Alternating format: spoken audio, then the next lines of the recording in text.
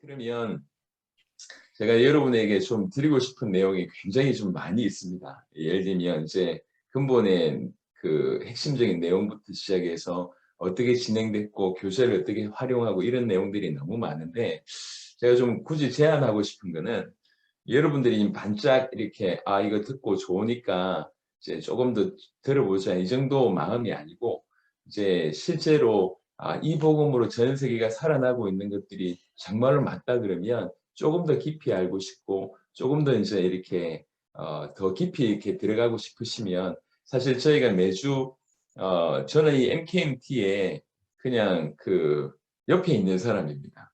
이렇게 조직을 만들지 않고 끌고 가지 않기 위해서 우리 선교사님들끼리 자발적으로 모임을 한 것이 이 모임인데 지난 1년간 저희가 이 모임을 지속하면서 이제 모임뿐만 아니라 실제로 먼저 복음 들은 분들이 자기 삶의 현장, 사역의 현장에서 귀중한 응답들을 계속 주셨습니다. 그래서 이제 저희가 지난 1년 동안에 자기 사역을 펼치기도 하고 우리가 함께 하나 되어서 이제 이런 세미나 사경회를 여러 번 진행을 했습니다.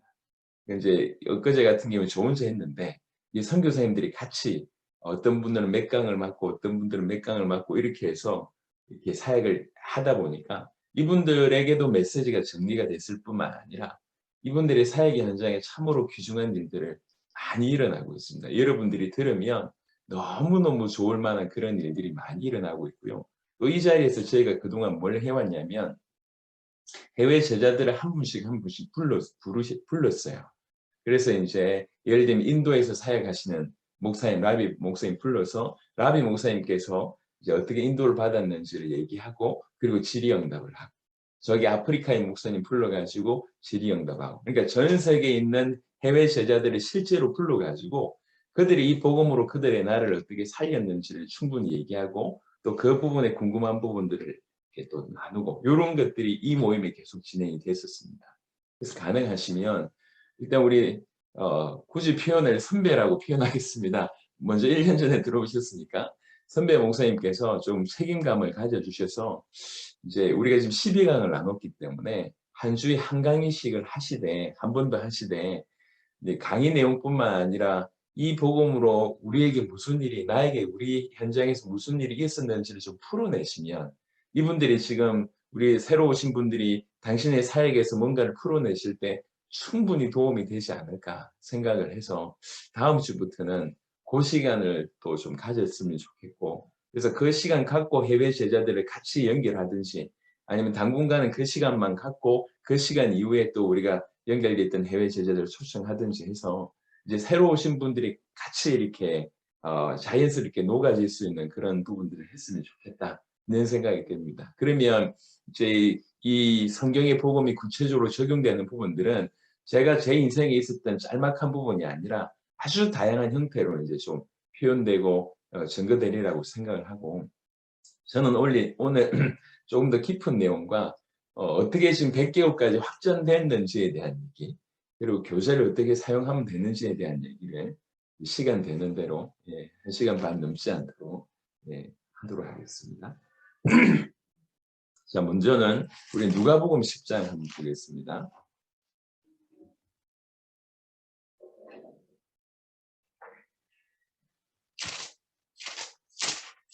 지난번에 우리는 마태복음 10장을 좀 봤는데요. 누가복음 10장을 보겠습니다. 누가복음 10장 3절부터 갈지어다 내가 너희를 보냄이 어린 양을 이리 가운데로 보냄과 같도다. 전대나 배낭이나 신발을 가지지 말며 길에서 아무에게도 무난하지 말며 어느 집에 들어가든지 먼저 말하되 이 집이 평안할지어다 하라. 만일 평안을 받을 사람이 거기 있으면 너희의 평안이 그에게 머물 것이요 그렇지 않으면 너희에게 돌아오리라. 그 집에 유하며 주는 것을 먹고 마시라. 일꾼이 그 싹을 받는 것이 마땅하니라. 이 집에서 저 집으로 옮기지 말라. 이렇게 얘기했습니다. 자, 둘씩 지금 누가복음 10장에는 70인 제자들을 둘씩 보내시면서 하신 말씀입니다. 이게 오늘날 보통 행해지는 그런 전도 방법하고는 완전히 달라요. 지금은 전도 방법 보면 구체적으로 어떤 질문을 해야 되고 뭐 예를 들면 사역례 같은 경우도 좀 그렇지 않습니까? 그다음에 이제 그 폭발 같은 전도 폭발 같은 경우에도 뭐 당신 오늘 죽으면 천국 갈 수 있습니까? 이 질문부터 시작해서 그런 부분들을 계속 훈련시키는데 예수님은 전혀 그런 부분에 언급이 없어요. 그리고 이런 사람은 이렇게 처리해야 된다. 뭐 이렇게 낙심자는 이렇게 처리해야 되고 누구는 어떻게 처리해야 된다. 그런 얘기가 없습니다. 그리고 이제 둘씩 보내실 때 누구한테 가야 되고 어떤 멘트를 해야 되고 이런 부분들이 전혀 없어요. 그러니까 지금 궁극적으로 예수님이 가르쳐 주신 전도와 우리가 하려고 하는 전도의 가장 큰 차이는 뭐냐면 지난주에도 말씀을 드렸지만 예수님은 처음부터 전체를 개념을 두고 전체를 살리기 위해서 둘을 보낸 거예요. 이 둘을 통해서 그 전체를 살리기를 원하는 거죠. 예를 들면 마을에 갔을 때 예수님의 포커스는 뭐냐면 마을 전체를 살리라는 거죠. 어떤 도시를 갔을 때 그 개념은 뭐냐면 도시 전체를 살려라. 나라를 보냈을 때 그 개념 또한 나라를 살리라는 거죠. 이 전체를 살려야 된다는 거죠. 우리는 사실 요걸 망각했습니다.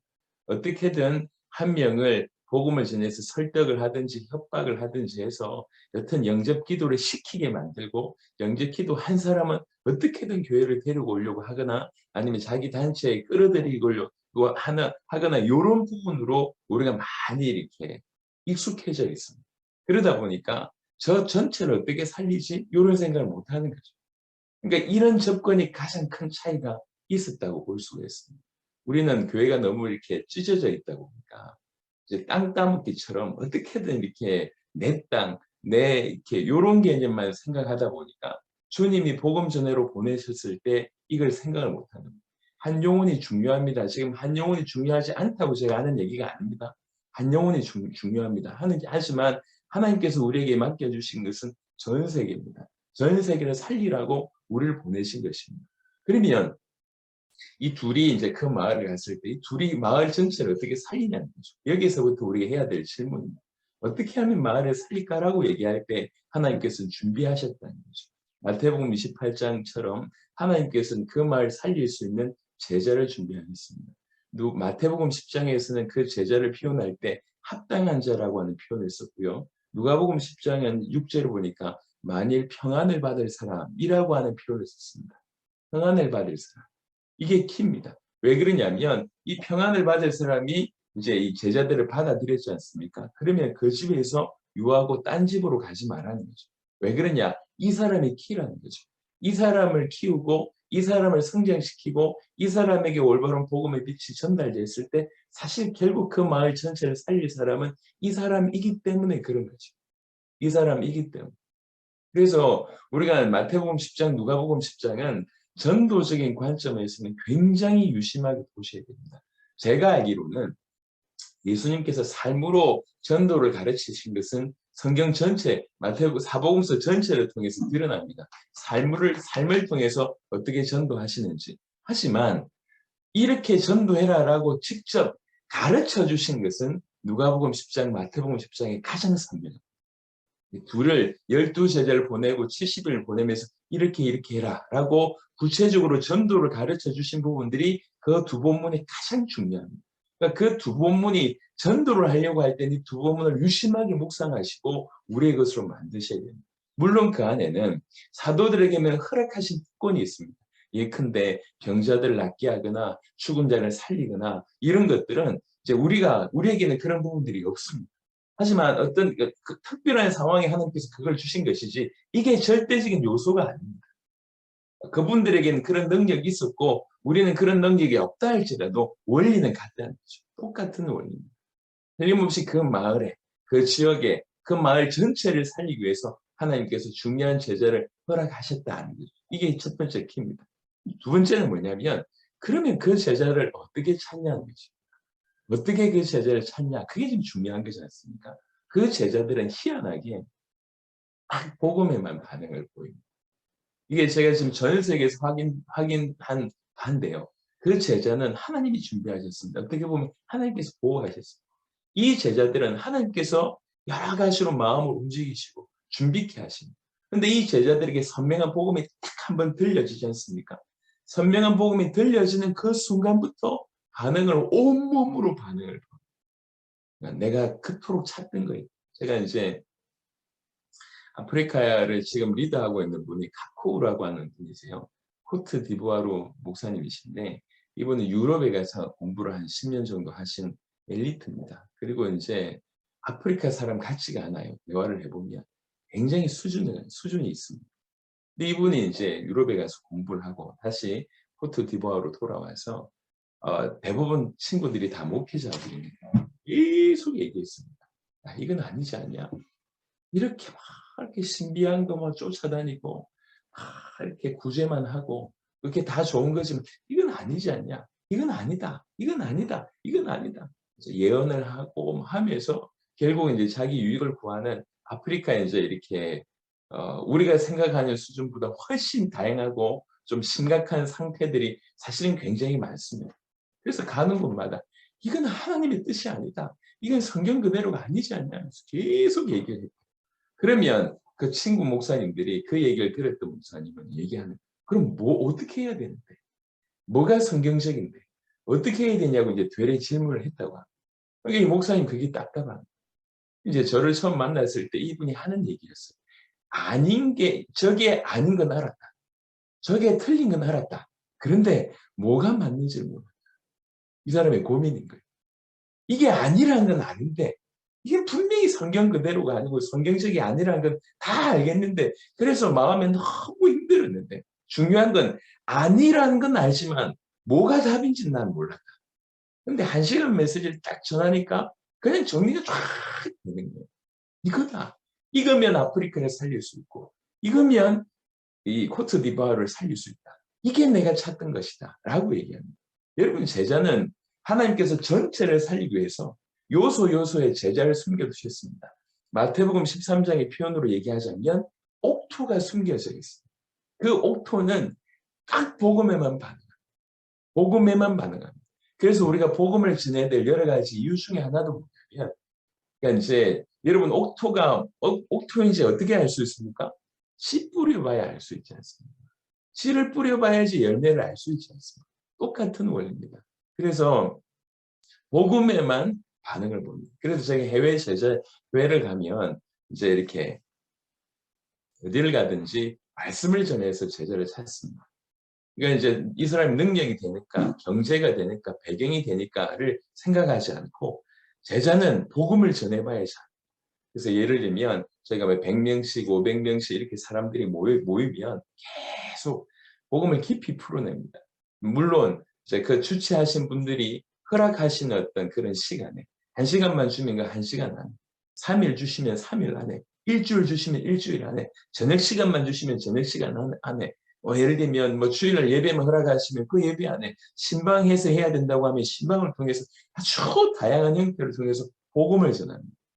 예수님이 하나님의 아들 그리스도이심을 유일하게 우리를 구원하실 수 있는 분이 바로 그분이심을 우리의 주가 되심을 정확하게 선포하면 그 안에서 아주 다양한 반응들이 나오는데 여러분들도 들어보셔서 알겠지만 이제 제가 첫 시간 빼고는 간증을 거의 하지 않았습니다.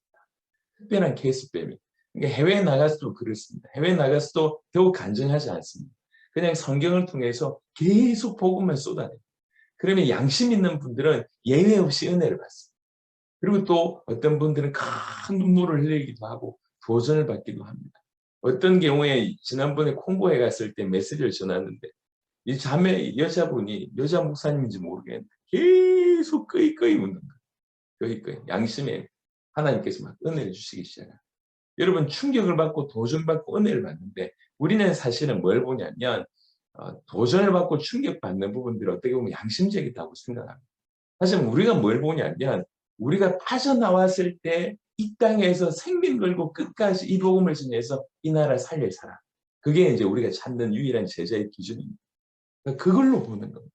그러면 이 보시면 말씀을 전해 보시면 그냥 말씀 듣는 태도 안에서도 다 설명이 온몸으로 이것을 받았다고 하는 것들이 그 눈빛으로 행동으로 표정 하나로 아니면 표현으로 봅니다. 그러면 이제 저희가 몇 명 가능성 있는 분들을 따로 모으죠. 예를 한 100명을 막 전하면 제가 말씀을 전하면 말씀 전하면서도 이렇게 찾지만 저희 팀들이 제가 해외 나가면 저희 성도들이 계속 따라붙거든요. 그럼 여기 성도들은 뒤에서 이제 다 보는 겁니다. 그러면서 이제 이렇게 몇 명이 아주 잘 됐습니다라고 얘기하는 사람들 강의를 다 끝내놓고 그 사람들만 따로 모아요. 한 100명 하면 한 10명 정도를 따로 모읍니다. 그래놓고 아무 얘기하지 않고 말씀이 어땠냐라고 물어보면 그러니까 그 자리에서 내가 생명 걸고 복음 전할 자임을 본인은 몰라요. 그냥 그렇게 표현을 합니다.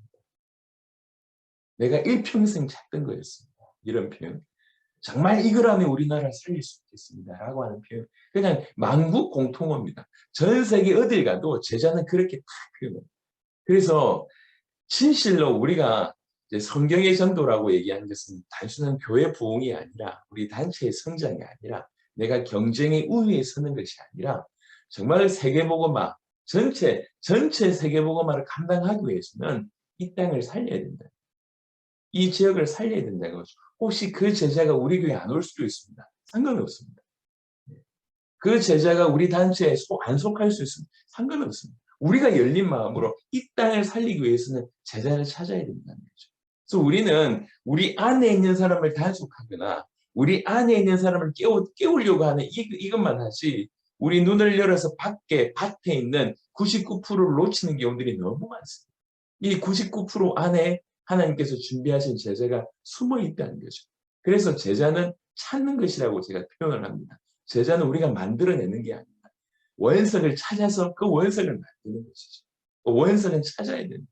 발굴해야 됩니다.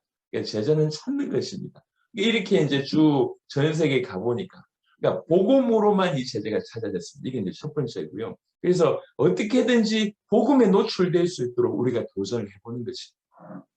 두 번째는 이 제자가 그럼 찾아졌으면 어떻게 해야 되는가라는 질문을 할 수 있지 않습니까? 자, 복음을 받았습니다. 근데 제자에게 필요한 건 뭐냐면 이 제자는 그 나라 전체를 살릴 수 있는 영적인 힘부터 시작해서 복음의 깊이입니다. 복음의 빛이 바로 이 사람에게 필요한 거죠. 이게 제가 조금 이따 드리려고 했는데 이왕 나온 김에 나머지 부분 먼저 설명드리고 다시 이 본문으로 돌아오겠습니다. 누가복음 24장 보시겠습니다.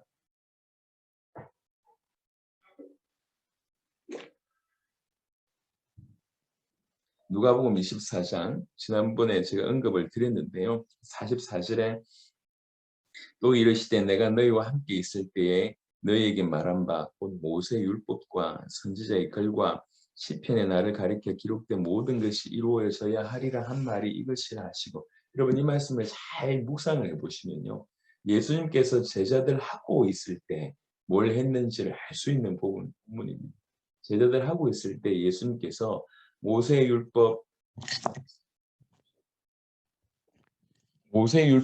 선지자의 글, 시편, 구약 성경을 얘기하잖아요. 구약 성경을 통해서 이제 자기에 관한 것을, 당신에 관한 것을 이게 이런 뜻이다. 그리고 이게 이렇게 이루어져야 될 것이다. 라고 하는 것을 구약 성경을 통해서 계속 풀어내는 일을 하셨다는 겁니다. 내가 너희와 함께 있을 때 그렇게 얘기하지 않았냐. 이 구약에 있는 여러 성경 구절들이 나를 가리켜 기록한 건데 예를 들면 구약이 나를 가리켜 기록했다. 끝. 그게 아닐 거 아니에요. 창세기를 통해서 쭉 설명하고 출애굽기를 통해서 쭉 설명하고 틀림없이 그런 일들이 있었을 겁니다. 그래서 이것들을 통해서 당신을 가리켜 이게 기록된 것이고 반드시 이루어질 것이다. 내 얘기하지 않았냐? 지금 그런 일이 벌어졌다. 이렇게 지금 예수님께서 얘기하고 있습니다. 성경을 통해서 계속 풀어주신 거예요. 뭘 풀어줬습니까? 당신이 그리스도이십니다. 그게 누가복음 24장에 25절부터 27절 그 엠마오 마을로 가는 그 두 제자에게도 동일하게 했었는데요. 27절에 이에 모세와 모든 선지자의 글로 시작하여 모든 성경에 쓴 바 자기에 관한 것을 자세히 설명하시니라 되어 있습니다. 그 두 명한테 지금 가장 중요한 게 딴 게 아니라는 거예요. 지금 예수님께서 십자가에 지시고 부활하시는데 아직 그 소식을 못 듣고 있고 이 엠마오로 마을로 가고 있는데 그 부활하신 그 주님이 나타나셔가지고 그 중요한 때 딴 얘기하지 않고 아주 짧은 시간에 당신이 어떤 분인지를 성경을 통해서 풀어내실 때 구약 성경에 있는 것들을 쭉 설명한 것입니다. 자기에 관해서 자세히 설명하십니다. 32절에 보시면 누가복음 24장 32절에 그들이 서로 말하되 길에서 우리에게 말씀하시고 우리에게 성경을 풀어주실 때 우리 속에서 마음이 뜨겁지 아니하더냐. 이 사도들이 이렇게 얘기합니다. 그분이 우리에게 말씀 풀어주실 때 우리 마음에 뜨겁지 아니하느냐. 이게 사실입니다. 예수님께서 말씀하셨기 때문에 마음이 뜨거운 것도 사실이지만 더 중요한 것은 그 진리에 대한 발견이었다는 거죠. 구약 성경을 통해서 정확하게 예수님이 그리스도라고 풀어주니까 이 마음에 뜨거움이 일어난 겁니다. 이게 지금 찾아진 제자들이 계속 일어나야 될 그 무엇이라는 거예요. 사도행전에 넘어가 보시면요. 사도행전 2장에 이제 우리가 잘 아시듯이 성령이 이렇게 임하십니다. 그래서 이제 그 명절 지키려고 오셨던 수많은 사람들이 이제 성령에 감동한 성령의 이제 임재를 한 제자들의 어떤 그 방언의 메시지를 듣고 다 충격받지 않습니까? 그때 이제 베드로가 한 명 일어나서 설교를 쭉 하고 그 설교를 한 편을 통해서 사도행전 2장 36절에 너희가 십자가에 못 박은 이 예수를 우리 하나님이 주와 그리스도가 되게 하셨다라고 하는 엄청난 메시지를 전했을 때 완전히 메시지에 무릎 꿇고 어떻게 하면 되겠냐라고 얘기를 합니다. 그래서 이제 회개하고 성령을 받을 것을 이제 얘기를 합니다. 2장 42절에 그들이 사도의 가르침을 받아 서로 교제하고 떡을 떼며 오로지 기도하기를 힘쓰니라 이렇게 되어 있습니다. 이제 41절에 보시면 3,000명이라고 얘기했습니다. 그렇게 방언을 받고 그 일을 했던 사람들은 120명인 걸 우리가 알고 있잖아요. 120명이 모여서 기도하고 있다가 성령의 어떤 임재가 있어서 성령의 충만함으로 말씀을 전했는데 3,000명이 갑자기 들어온 거예요. 이 3,000명이 또 집에 가지는 않네? 이 공동체가 시작이 됩니다. 그래서 처처에서 이렇게 뭔가가 진행되는데 그 메시지 한 번 받은 것으로 끝나지 않았다는 거죠. 복음을 통해서 이 3,000명의 메시지를 들은 그 대상을 해서 그때부터 본격적인 일이 벌어집니다. 키가 사도의 가르침을 받아. 사도가 뭘 전했겠냐는 것입니다. 5장 42절 짧게 보겠습니다. 5장 42절 그들이 날마다 성전에 있든지 집에 있든지 예수는 그리스도라고 가르치기와 전도하기를 그치지 아니하니라. 그들이라고 얘기할 때 누굽니까? 사도들을 얘기합니다. 사도들이 예수를 그리스도라고 전도했습니다. 집에서든지 성전에서든지. 근데 우리가 눈여겨볼 필요가 있는 구절이 뭡니까? 가르치기라고 하는 표현이 나와 있습니다. 그러니까 여러분 생각해 보세요. 사도행전 5장까지 왔을 때 거기서 끝이지 않습니다. 120명을 통해서 3,000명이 통해 잡아가고 돌아오고요. 우리가 알기로는 사도행전 3장에 안전뱅이가 이제 일어나면서 안전뱅이가 일어난 사건을 통해서 사람들이 구름대처럼 모여오고 또 복음 전하게 되고 5,000명이 또 남자만 5,000명이 유입되는 일이 벌어졌어요. 지금 이게 기본적인 우리가 알고 있는 상황입니다. 그러니까 120명이 있는데 금방 3,000명 왔고 금방 5,000명이 왔어요. 또 남자들만. 그러니까 이 여자들 포함하면 숫자가 몇만 명이라고 해도 과언이 아니에요. 자, 이 사도들이 이분들하고 일주일에 한 번만 만나가지고 얘기를 했겠냐. 그 핍박의 상황에. 그렇지 않습니다. 그들이 집집마다 성전에서 집에서 예수님이 그리스도라고 계속 가르치고 계속 전도했습니다. 요거라는 거죠. 이게 킵니다. 이게 예수님께서 누가복음 24장에 하셨던 것이고 사도들은 그걸 배웠잖아요. 사도들은 예수님하고 동행하면서 사도들은 예수님에게서 그것을 그대로 배웠습니다. 이걸 그대로 풀어내는 거예요. 누구한테요? 복음받은 자기처럼 그 다음에 세대에 일어났던 사도들, 제자들한테 이걸 풀어냅니다. 그래서 단순히 그냥 성전에서 한번 모여가지고 예배가 아닙니다. 구석구석에 집마다 성전에서 날마다 어디 있든지 예수가 그리스도라고 전하고 예수가 그리스도라고 가르친 겁니다. 그러니까 우리가 지금 뭘 하고 있냐면 전체를 살리기 위해서는 제자를 찾아야 되고 이 제자는 복음에만 반응 보이는데 복음에 반응 보여서 제자가 찾아졌으면 그 다음부터 본격적으로 사도행전 5장 42절 바로 이거 한다는 거죠. 이거. 그래서 그게 누가복음에서 우리에게 가르쳐 주신 것입니다. 어딜 가든지 제자가 그 안에 있다. 그 제자는 복음에만 반응 보인다. 그래서 마태복음 10장, 누가복음 10장에 보면 계속 뭐라고 얘기합니까? 회개하라 천국이 가까이 왔다고 외칩니다. 원색의 복음을 아주 단순하지만 표현합니다. 자기가 복음 전하러 온 사람임을 표현합니다. 모든 사람이 그 사람들, 그 마을에 있는 사람을 그 사람을 알고 있습니다. 그런 상황 가운데 집집마다 문을 두드린 겁니다. 뭐 한 거죠? 확인한 겁니다. 그러면서 평안하냐라고 물어봐요. 이건 그냥 단순한 인사말이기도 하고 진짜 평안을 빌기도 한 것입니다. 그러면 이제 집집에 있던 사람들이 문을 열었는데 관심이 없는 사람들은 그냥 마음 문 닫거나 쫓아내거나 그냥 형식적인 얘기하고 이제 마무리되겠죠. 하지만 저 길에서 아까 누가복음 10장, 마태복음 10장 이렇게 보시면 알겠지만 누가복음 10장 같은 경우 길에서 인사도 하지 마라 이렇게 얘기하잖아요. 그냥 대중적으로 메시지를 전한 겁니다. 두 가지를 얹혀서 보시면 표를 정확한 표로 나는 복음 전하러 왔고 복음은 예수가 그리스도라고 하니 복음이다라고 명확하게 복음을 전하고 나서 확인한 작업을 한 거예요. 문을 열었는데 이 사람 그래 받아들입니다. 안 그래도 내가 복음을 듣고 싶었습니다. 요 사람이 평안을 받을 사람. 그러니까 그 사람 집에 들어가서 이렇게 제자가 찾았지 않습니까? 그 사람 집에 가서 본격적으로 이 사람을 세웁니다. 본격적으로. 그러니까 본격적으로 이 사람을 세우니까 마태복음 10장에는 이 집에서 저 집에 옮기지도 말라고 얘기했고 누가복음 10장에는 이 집에서 그 마을 떠나기까지 유하라고 얘기했어요. 집중적으로 이 사람을 돕는 겁니다. 이 사람에게 계속 복음을 전하면 이 사람은 하나님께서 준비하신 사람이니까 복음이 흘러들어가면 흘러들어갈수록 가만히 있을 수가 없는 일이 벌어집니다. 자, 사도행전 16장에 보시면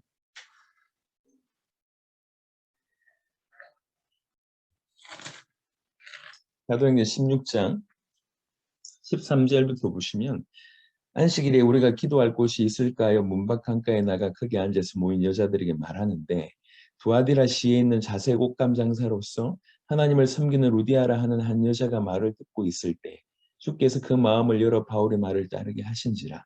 그와 그 집이 다 세례를 받고 우리에게 청하여 이르되 만일 나를 주 믿는 자로 알거든 내 집에 들어와 유하라 하고 강고나에 머물게 하니라. 루디아는 본인 스스로 본인이 제자임을 정확하게 밝혔고 그리고 나서 이제 알고 했는지 모르고 했는지는 이제 루디아가 모르고 이제 강권했지만 사실 사도 바울은 이것이 어떤 사건인지 알고 있었어요. 그러니까 그 집에 들어간 거죠. 자, 그 집에 들어가서 먹고 마시기만 했겠냐는 얘기죠. 우리는 그걸 상상할 수가 없습니다. 이 사람이 제자인데 사도 바울이 가서 이제 숙박만 했겠냐? 그렇지 않습니다. 계속 복음을 전하게 되는 거죠. 본격적으로 복음을 전하게 되는 거죠. 굳이 표현하자면 고린도후서 4장 4절의 표현을 얘기하자면 그리스도의 영광의 복음의 광채를 계속 비춥니다. 계속 성경을 통해서 예수님이 하셨던 것처럼 성경을 통해서 예수가 그리스도 되심을 풀어냅니다. 사도들이 사도행전에 했던 것처럼 예수가 그리스도이심을 계속 가르치고 전도하는 일을 하신 것이죠. 그러니까 이 사람들이 모여있던 그 장소가 나중에는 빌립보 교회가 됨을 우리가 정확하게 알 수가 있습니다. 그리고 빌립보 지역이 이 교회를 통해서 너무나 많이 변화되어 있음을 우리가 보게 되지 않습니까?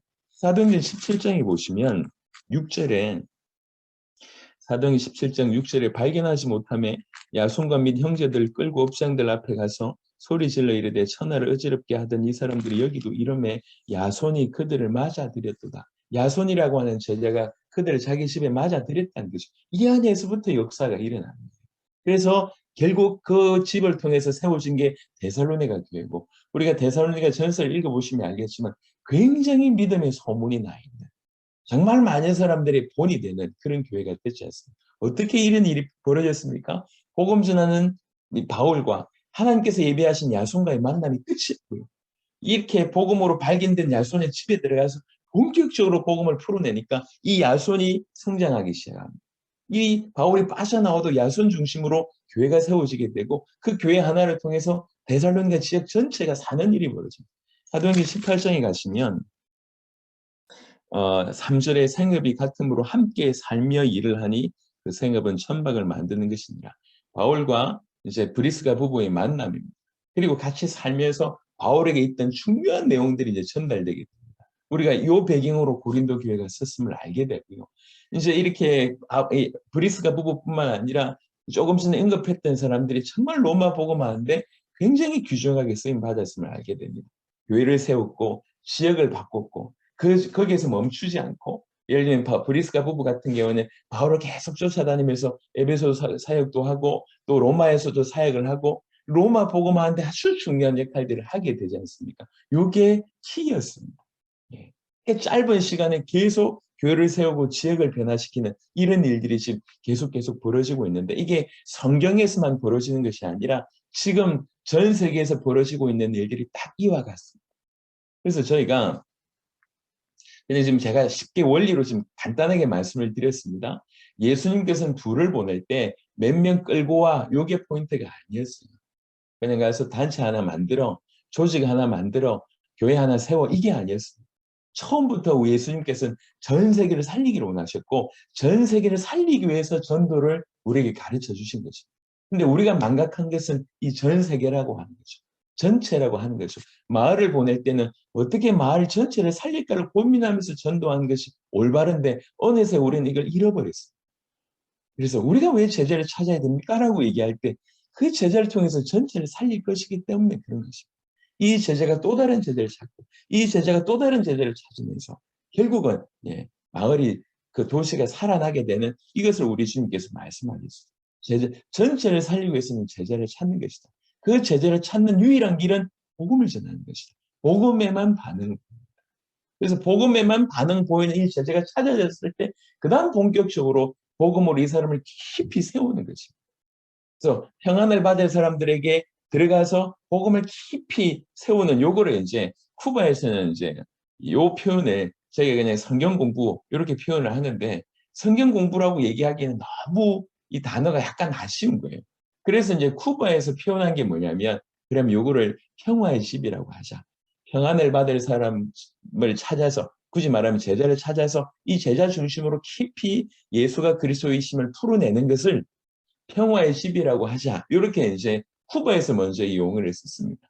그래서 이제 그냥 보통의 사람들이 이해하기로 그냥 성경 공부라고 얘기할 수 있고 또 말씀으로 뭔가를 준다고 이렇게 얘기할 수 있는데 이제 굳이 이렇게 단어를 표현할 때 평화의 집이다 이렇게 이제 쿠바에서 먼저 써서 저희가 이제 그걸 연이어서 평화의 집이라고 뭐 하는 모임을 지금 하고 있는데 여튼 요시는 그렇습니다. 요시는 그래. 그게 핵심입니다. 마태복음 28장 보시겠습니다.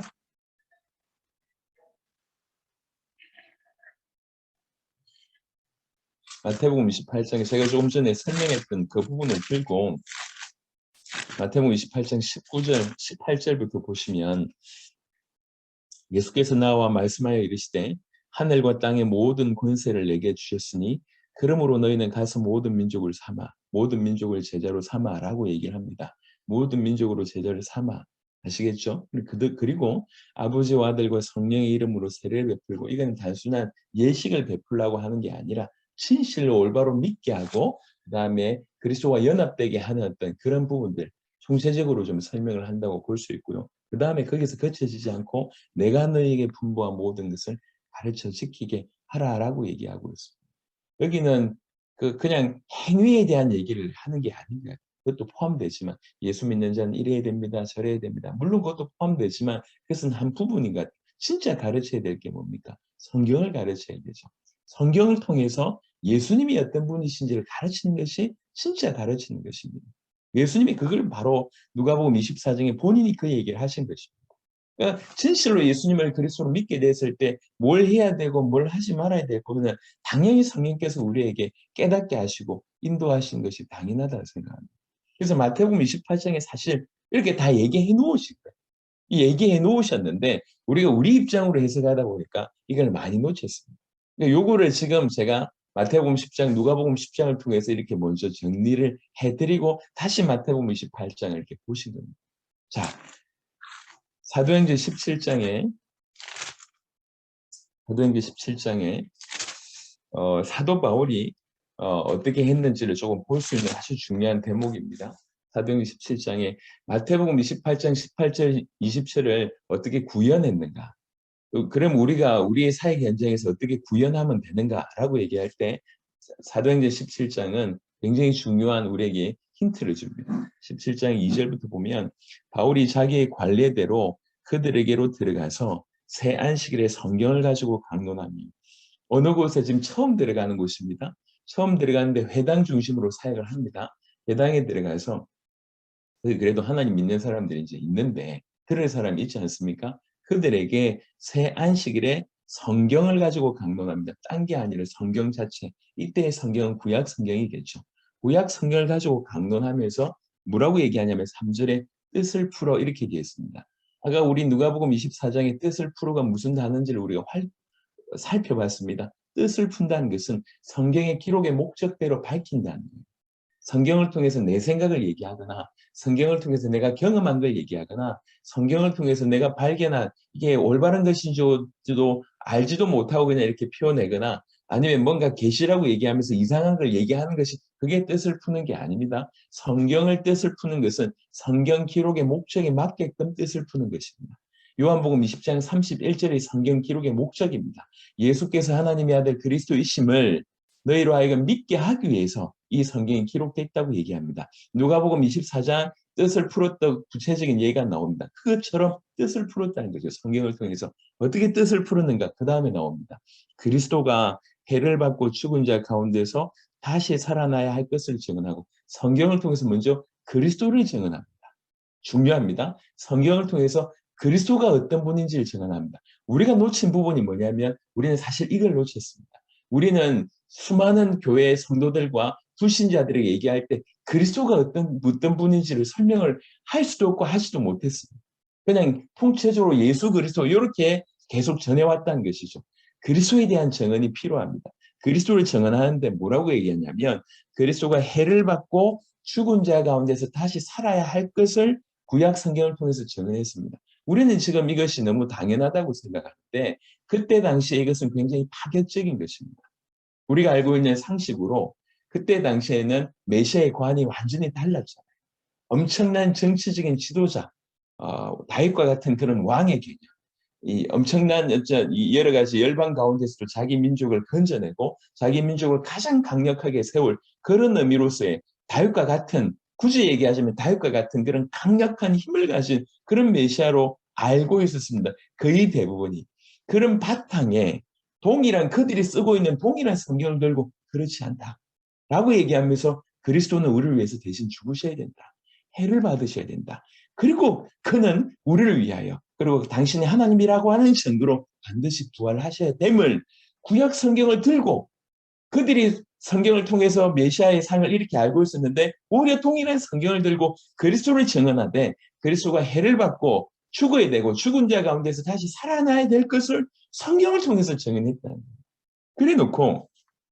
그래놓고 후반본에 이르되 내가 너에게 전하는 이 예수가 곧 그리스도라고 하니 이게 바울이 전해왔던 관례였습니다. 관습이었습니다. 항상 그랬다는 거예요.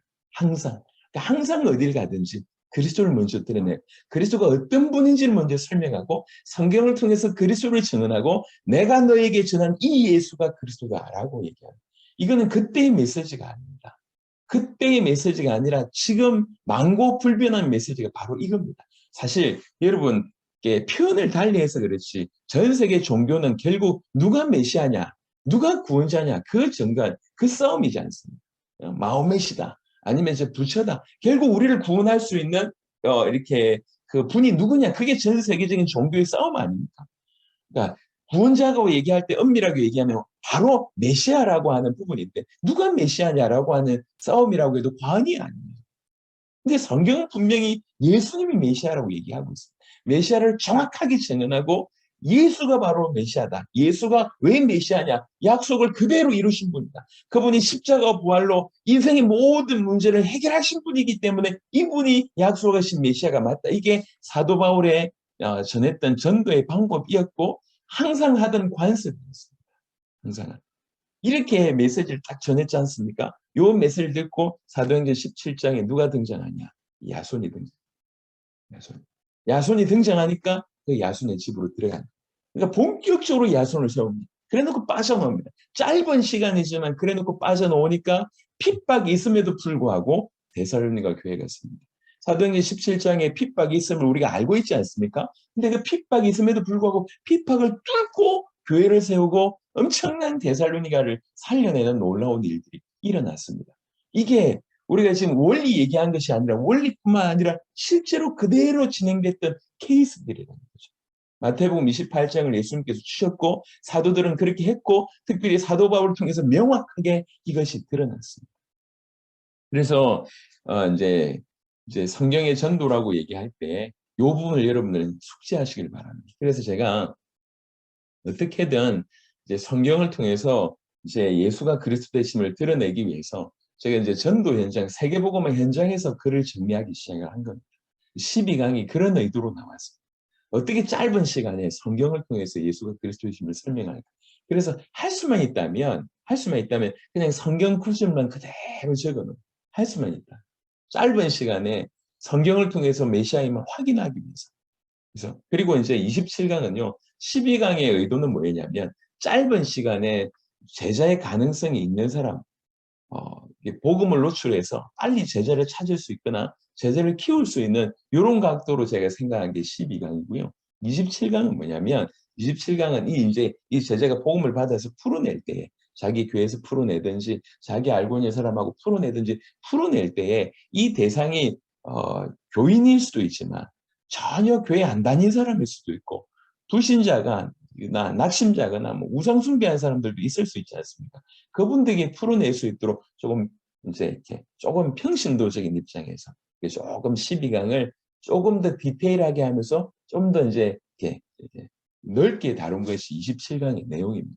그래서 저희가 책 제목도 붙이지 않고 12강, 27강으로 얘기를 한 것은 그냥 이제 그대로 하고 싶다. 그래서 굳이 표현하기를 성경의 복음, 성경 그대로의 복음을 하고 싶어서 성경의 복음이라고 이제 얘기하면서 12강, 27강을 얘기하고 있습니다. 요 교재의 활용은 바로 이런 의도입니다.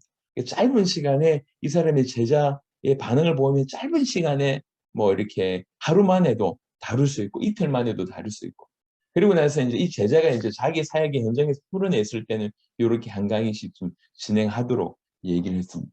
여튼 조금 크게 얘기를 하자면 이렇게 진행됩니다. 다시 정리합니다.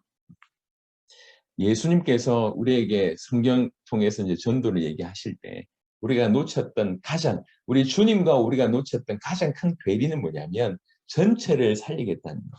세계를 살리겠다고 하는 것들을 놓쳤다는 거. 그래서 어떤 마을이나 어떤 도시나 아니면 우리가 있는 곳을 가더라도 항상 우리는 우리 교회 오는 사람 아니면 주위에 돌아다니는 사람 어떻게 연결되는 사람 그 부분들만 계속 도전하니까 물론 뭐 그 부분에 달란트 있는 분들을 통해서 큰 역사가 일어나긴 하지만 교회는 세워지고 교회는 부흥되는데 지역은 살지 않는 일이 이제 벌어지는 거예요. 지역 보고만 안 됩니다. 교회가 연합돼서 지역을 살려야 되는데 이런 일이 안 된다는 거죠. 그래서 우리 첫 번째 우리가 살게 될 마인드는 뭐냐면 우리는 세계를 살려야 된다. 우리는 우리 지역을 살게 된다. 우리 지역은 내가 책임져야 된다. 우리가 함께 책임져야 된다라고 하는 마음. 그럼 지역 전체를 살리려고 하면 어떻게 하면 되겠냐? 대학에 들어가서 이제 대학 보고만 하기 위해서 대학에 들어가서 이 부분들을 조금 빨리 하나님께서 깨닫게 하셨어요.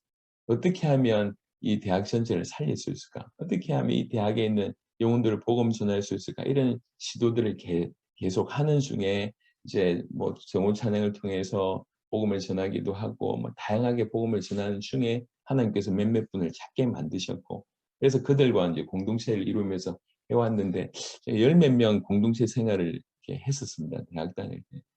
그 중에 목회자들만 한 6명, 열 몇 명 중에 거의 과반이 목회자들이 나와요. 그리고 이제 장로님들도 꽤 나왔습니다. 네, 그 상황 속에. 여하튼 우리가 기도하면서 인도를 받을 때 제일 먼저는 성경의 전도라고 얘기할 때 전체를 살려야 되는데 이걸 꼭 기억하십시오. 그러려고 하면 제자를 찾는 것입니다. 이 제자가 우리 교회를 안 나와도 괜찮습니다. 우리는 무조건 찾고 도와주는 것입니다. 제자를 찾는 겁니다. 그 제자가 찾을 수 있는 유일한 길은 딴 것으로는 절대 안 됩니다. 복음이 전해졌을 때 제자는 반응 보입니다. 씨를 뿌렸을 때 반응 보입니다.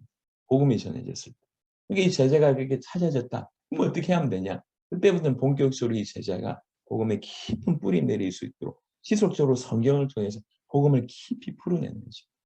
그러니까 이 제자 중심으로 복음을 깊이 풀어내는 거죠.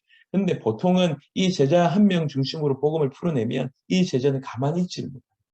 너무너무 좋고 인생이 답이 되거든요.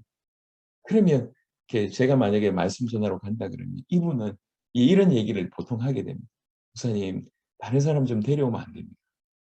제 동생 데려오면 안 됩니까? 제 친구 데려오면 안 됩니까? 이런 반응을 보입니다. 그럼 그 중심으로 진행을 하면 되는 거예요. 한 명 진짜로 복음을 받으면 계속 확산되는 그런 일들이 이제 벌어지고 있습니다. 저도 지금 개인적으로 그런 사역들을 혼자서 지금 하고 있는데 계속 전도의 문을 여십니다. 계속 아직 하나님께서 그런 뭐 이렇게 자세하게 제가 오픈을 하지 않아서 그런데 계속 문들이 계속 열리고 있어요. 그래서 전체를 살려야 된다. 그러기 위해서는 제자를 찾아야 된다.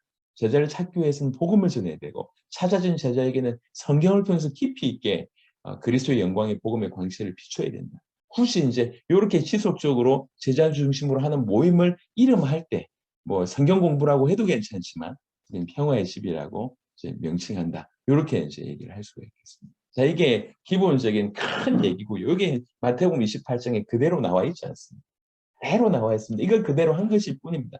이게 실제적인 예가 사도행전의 16장, 17장, 18장에 그대로 나와 있고 특별히 17장은 너무나 자세하게 사도 바울을 통해서 이 자세한 내용 그대로 나와 있어요. 그래서 저희가 하는 모든 사역이 사도행전 17장에 일어나는 그 사역 그대로 펴집니다.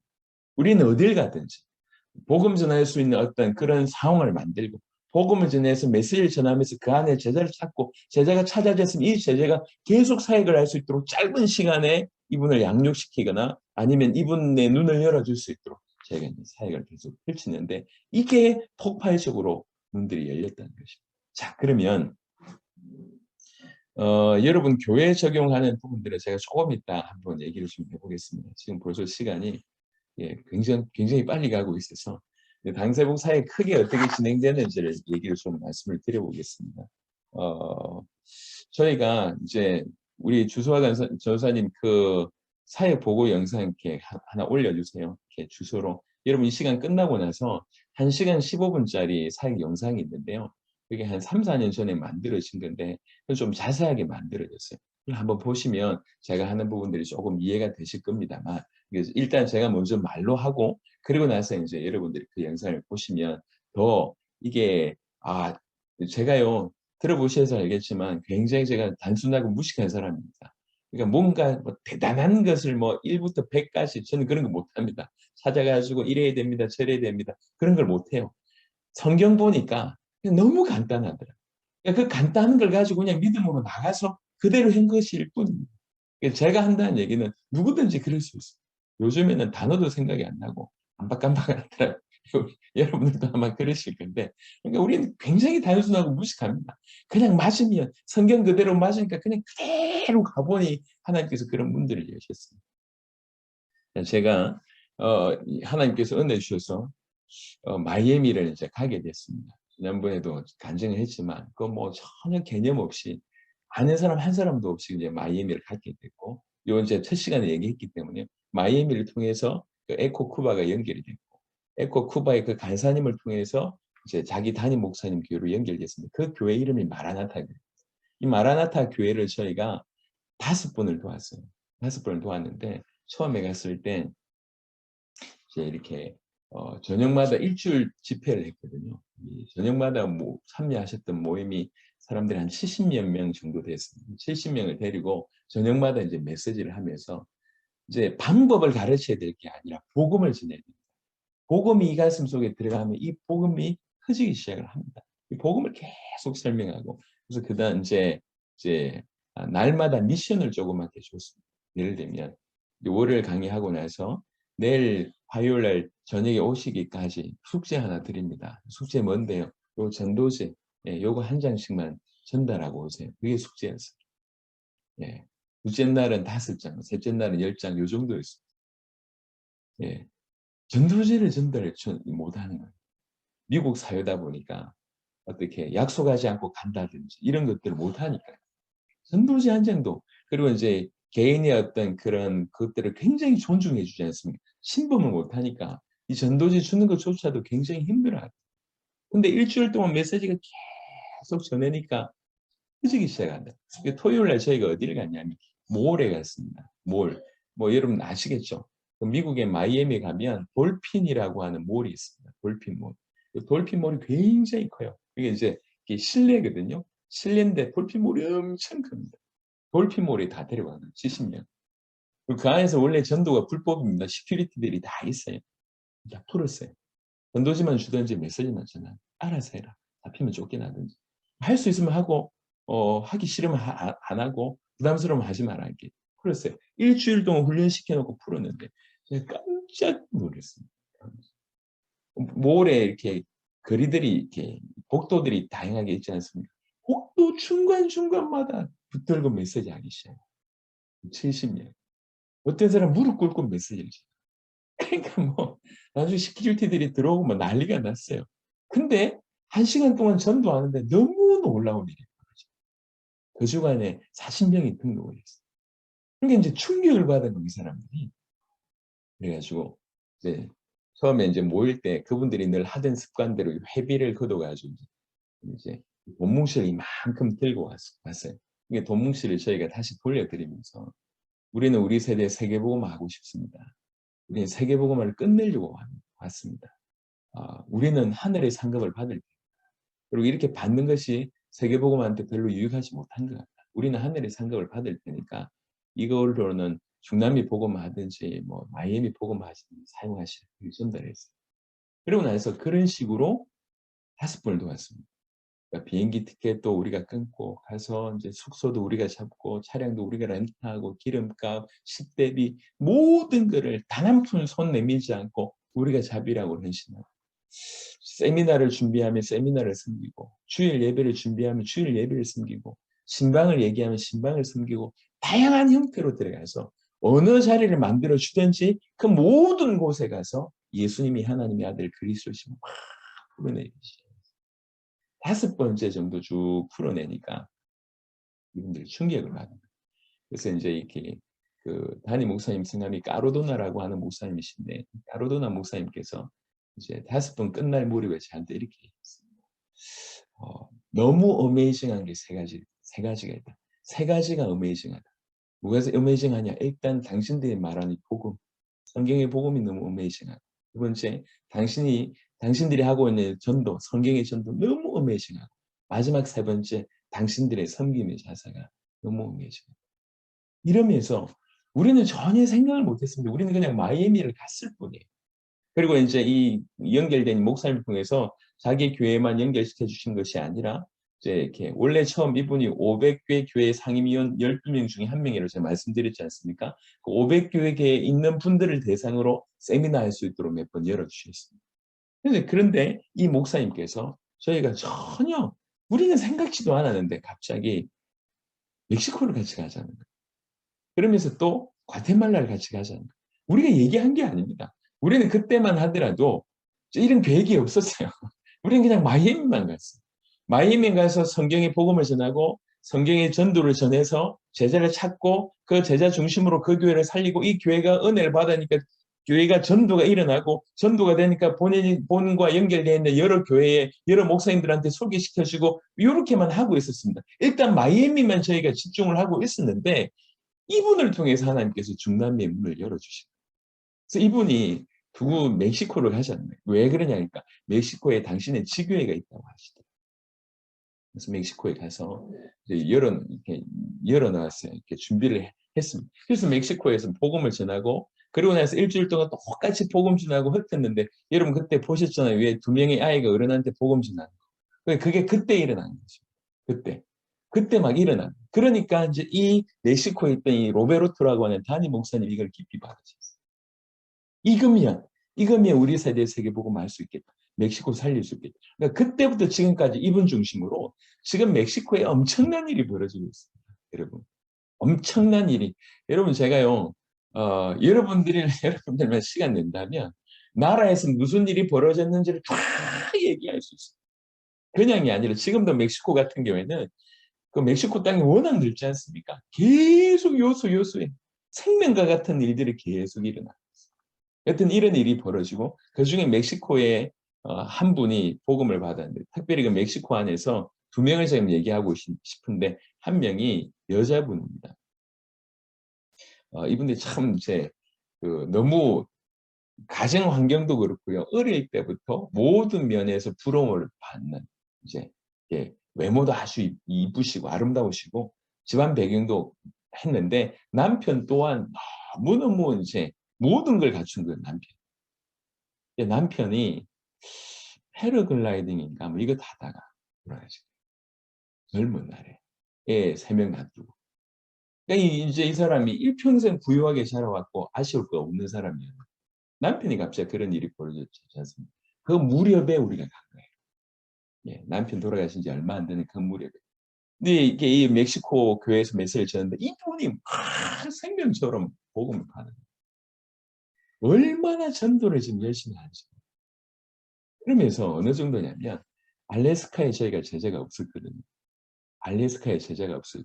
그럼 지도를 보시면 알겠지만 이렇게 이제 지도 보시면 이게 이제 위쪽에 캐나다가 있고 미국이 있고 멕시코가 있고 이 캐나다 위쪽이 알래스카 이렇게 요런 쪽이지 않습니까? 알래스카를 갔는데 알래스카에 복음전에서 제자를 찾아야 되겠다고 하니까 이분이 기도하면서 영어를 배워야 되겠다는 마음으로 영어를 배우게 되겠다는 마음으로 이제 영어를 배우면서 동시에 알래스카에 제자를 찾자. 그래서 자기 아이들 3명 그리고 자기 어머니 이래가지고 그 차 한 대를 가지고 그걸 관통을 한 거예요.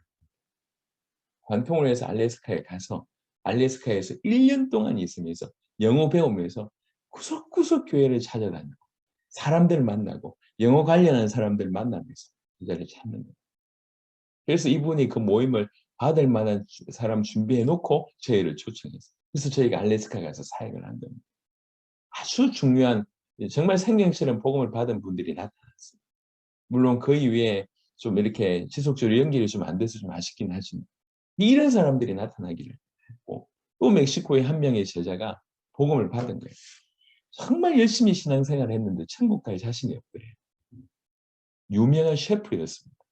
유명한 셰프인데 이분이 복음을 받은 거예요. 이분이 복음을 딱 받는 순간에 자기가 평생 찾던 거예요. 이분이 참 특이한 게 아버님이 유럽 분이고 어머님이 멕시코 분이에요. 근데 이분 어릴 때부터 캐나다와 미국에서 살았어요. 그러니까 네 가지의 시민권과 네 가지의 여권과 3가지 시민권을 가지고 있는 분입니다. 이 복음을 딱 받자마자 살려야 되겠다. 이분은 그래서 바로 캐나다에 날아가서 캐나다에서 사역하면서 캐나다 현지인들을 찾기 시작합니다.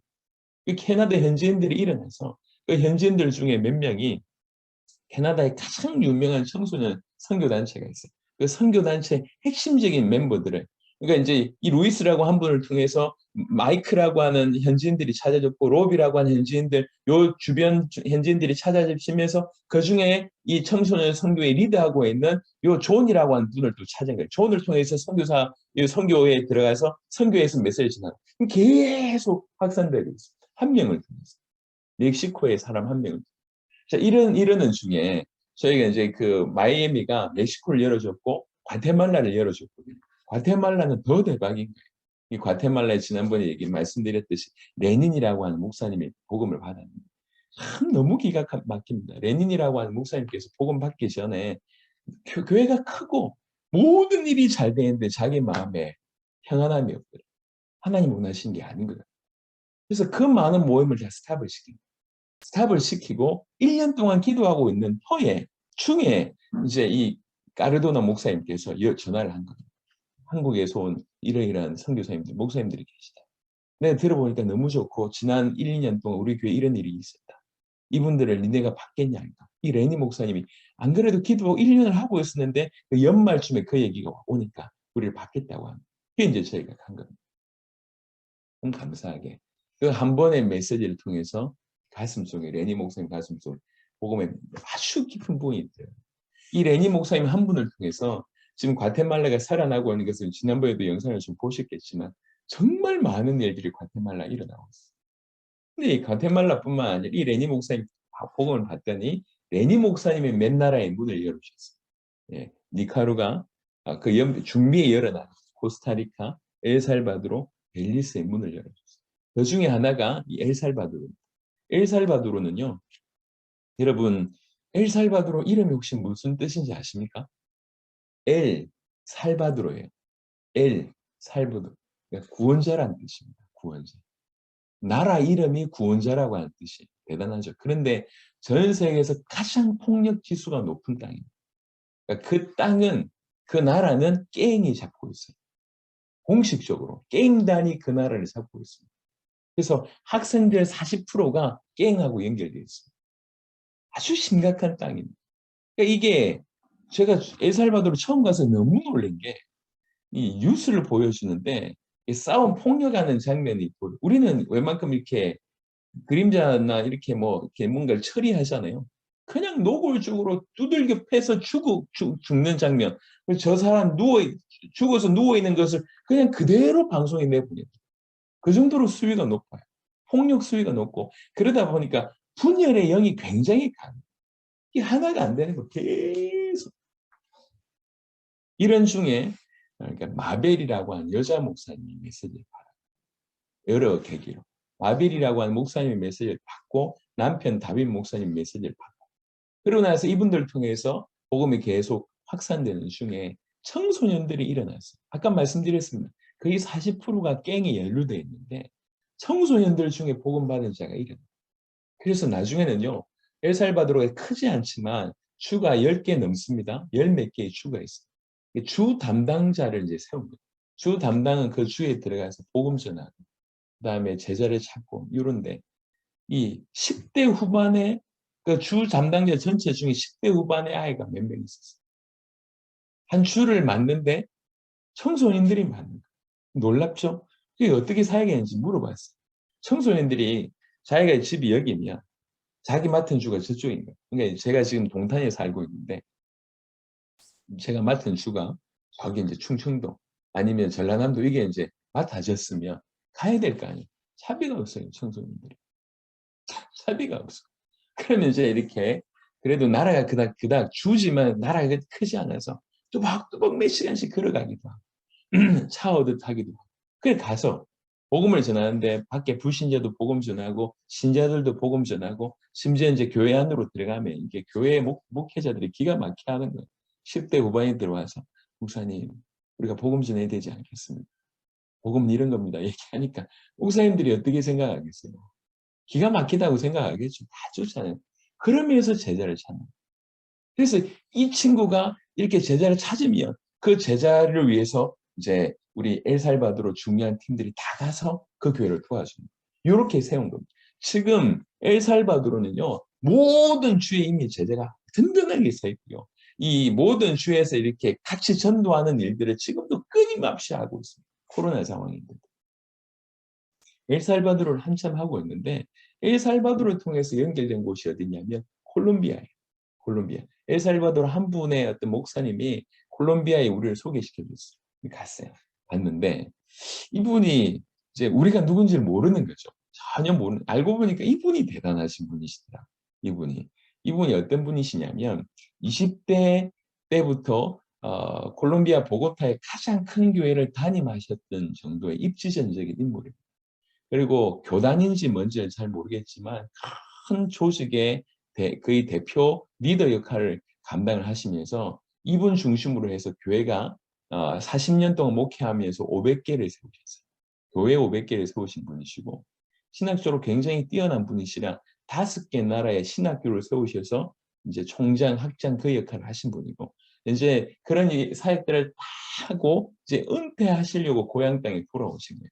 고향 땅에 돌아와서 조그맣게 이제 목회를 하고 이제 막 시작하려고 하는 무렵에 그리고 그것도 이제 그만두고 이제 손자 손녀나 키워야 되겠다 이런 이제 40년을 사역을 하셨으니까 그런 마당에 이제 저에 대한 얘기를 들었으니까 그래도 뭐 아무 이렇게 뭐 이렇게 경제도 필요 없다. 그분들이 와서 다 자기 먹고 하는 거 다 하니까 그냥 내가 들어보니까 너무 우리나라가 유익이 되니까 콜롬비아에 그 유익돼서 소개한다고 하니까 이분이 그냥 받은 거예요.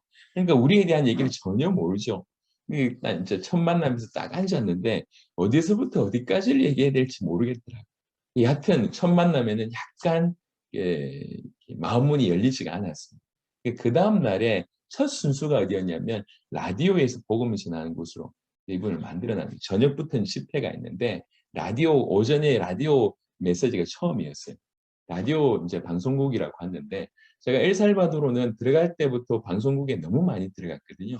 그러니까 방송국이 사이즈가 굉장히 다양했어요. 근데 이 콜롬비아에 마련한 방송국은요, 그냥 가정집이에요. 그것도 심지어 이제 도로에 인접한 가정집이에요. 가정집 이제 뭐 주차장 비슷하게 한 것을 이제 이렇게 해가지고 만들어놓은 시설이 정말 형편없는 그런 곳이었어요. 들어갔는데 30분간 두 번씩 이제 메시지를 하는 거예요. 30분 메시지하고 10분 쉬고 30분 메시지 하는데 이제 사회 하시는 분이 해놓고 여기 왜 오셨습니까? 당신들이 전하는 복음은 무엇입니까? 이게 질문을 하신다. 질문을 해놓고 제가 사회자를 보면서 얘기하는데 사회자가 딴짓을 하는 거예요. 질문해놓고 이분이 너무 분주해요.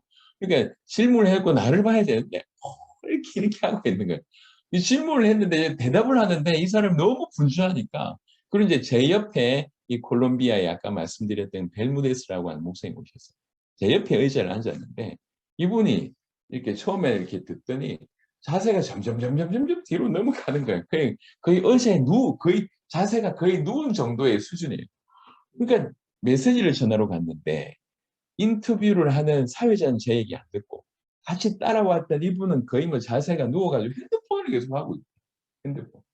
이게 내가 이게 뭐지? 암만 해도 너무 수준이 낮다 싶어요. 메시지 하면서 너무 화가 나서 제가 돌아봤다니까 이렇게 쳐다봤다니까 많이 눈빛으로 이렇게 쳐다봤어요. 그리고 나서 이제 이게 30분을 마쳤어요. 그래서 쉬는 시간에 밖으로 나가는데 이분이 쫄래쫄래 따라오는 거예요. 아까 얘기했던 그 40년 동안 500개 교회를 세우셨다고 하는 벨문데스 목사. 그러면서 뭐라고 얘기하시냐면 이 메시지가 아니면 세계 살릴 메시지가 없습니다. 이 메시지면 세계 살릴 수 있습니다. 이러는 거예요. 아니 조금씩 누워가지고 핸드폰 하는 분이 알고 보니까 충격받아가지고 누워가지고 메시지를 정리한 거였다고 알고 보니까 그러더니 그때부터 지금까지 콜롬비아를 살리는 거예요. 네. 연세가 적지 않습니다. 계속 사역을. 콜롬비아 사역을 한참 하고 있을 때 몇 번 들어갔는데 저희가 이제 한 나라를 적게 들어가면 두세 번 들어가고 많이 들어간 나라는 이제 7번, 8번씩 들어가는 콜롬비아에 한참 사역을 하고 있는데 베네수엘라에서 어떤 한 분이 온 거예요. 알고 보니까 벨무데스 목사님의 사위가 알고 있는 어떤 이렇게 그러니까 벨무데스 목사님 교회의 어떤 분하고 알고 있는 어떤 베네수엘라 목사님이 있어요.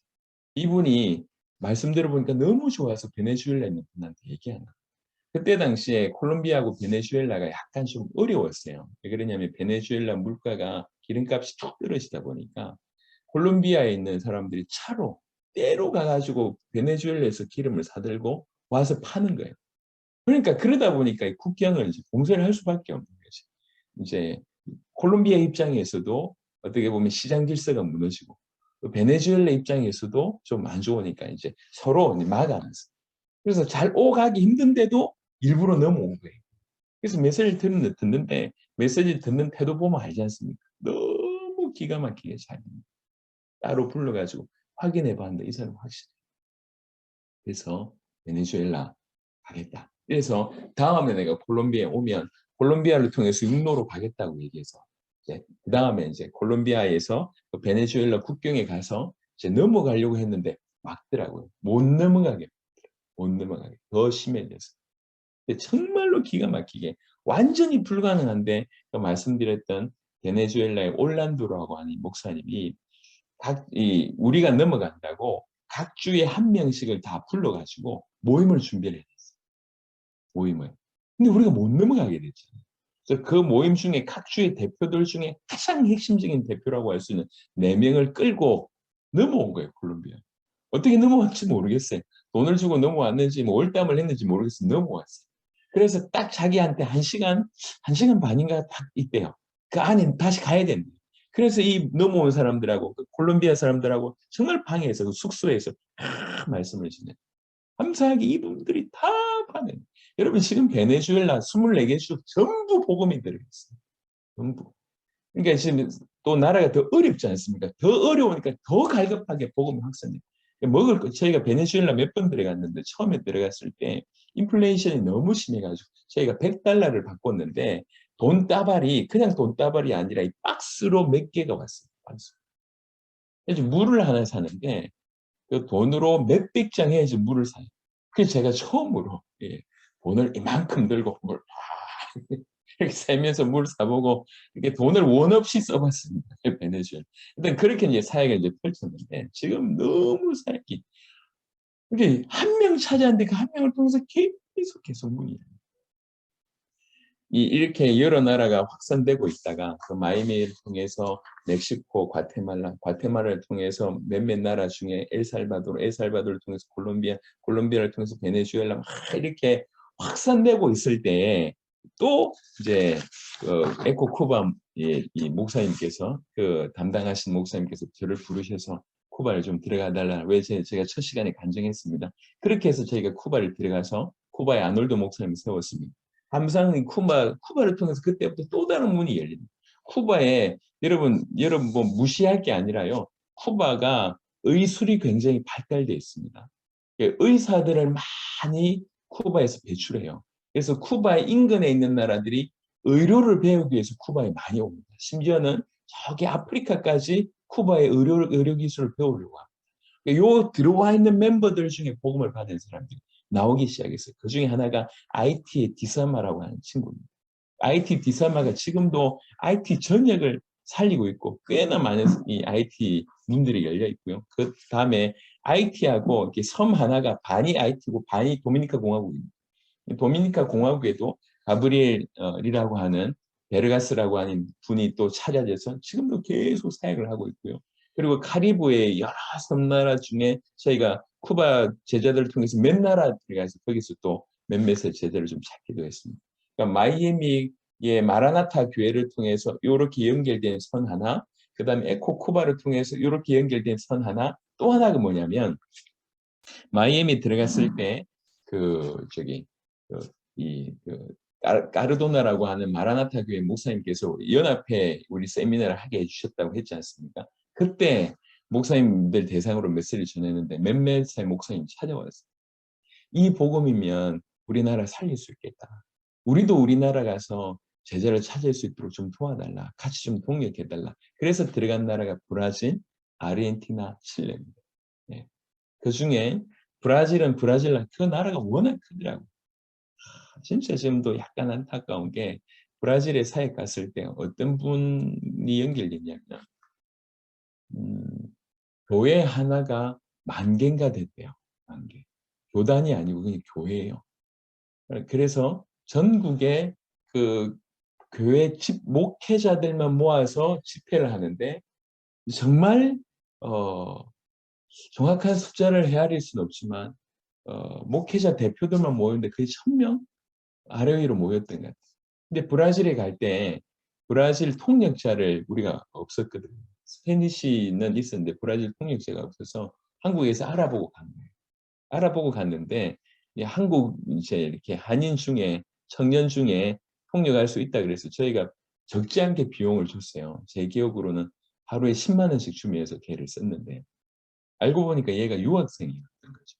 현지인도 아니고 유학생인데 제가 당신이 발음도 이렇게 해달라 그래서 발음까지 다 체크했는데 되더라고요. 근데 이제 얘를 데리고 이제 통역 집회를 갔는데 얘가 통역을 3명, 4명 있는 사람들하고는 통역을 해봤지 이렇게 많은 사람들 앞에서 통역을 해본 적도 없을 뿐만 아니라 사실은 이제 문법이나 이런 것도 거의 잘 못하는 브라질 말을 할 수 없는 애를 데리고 통역으로 그 엄청난 집회를 한 거예요.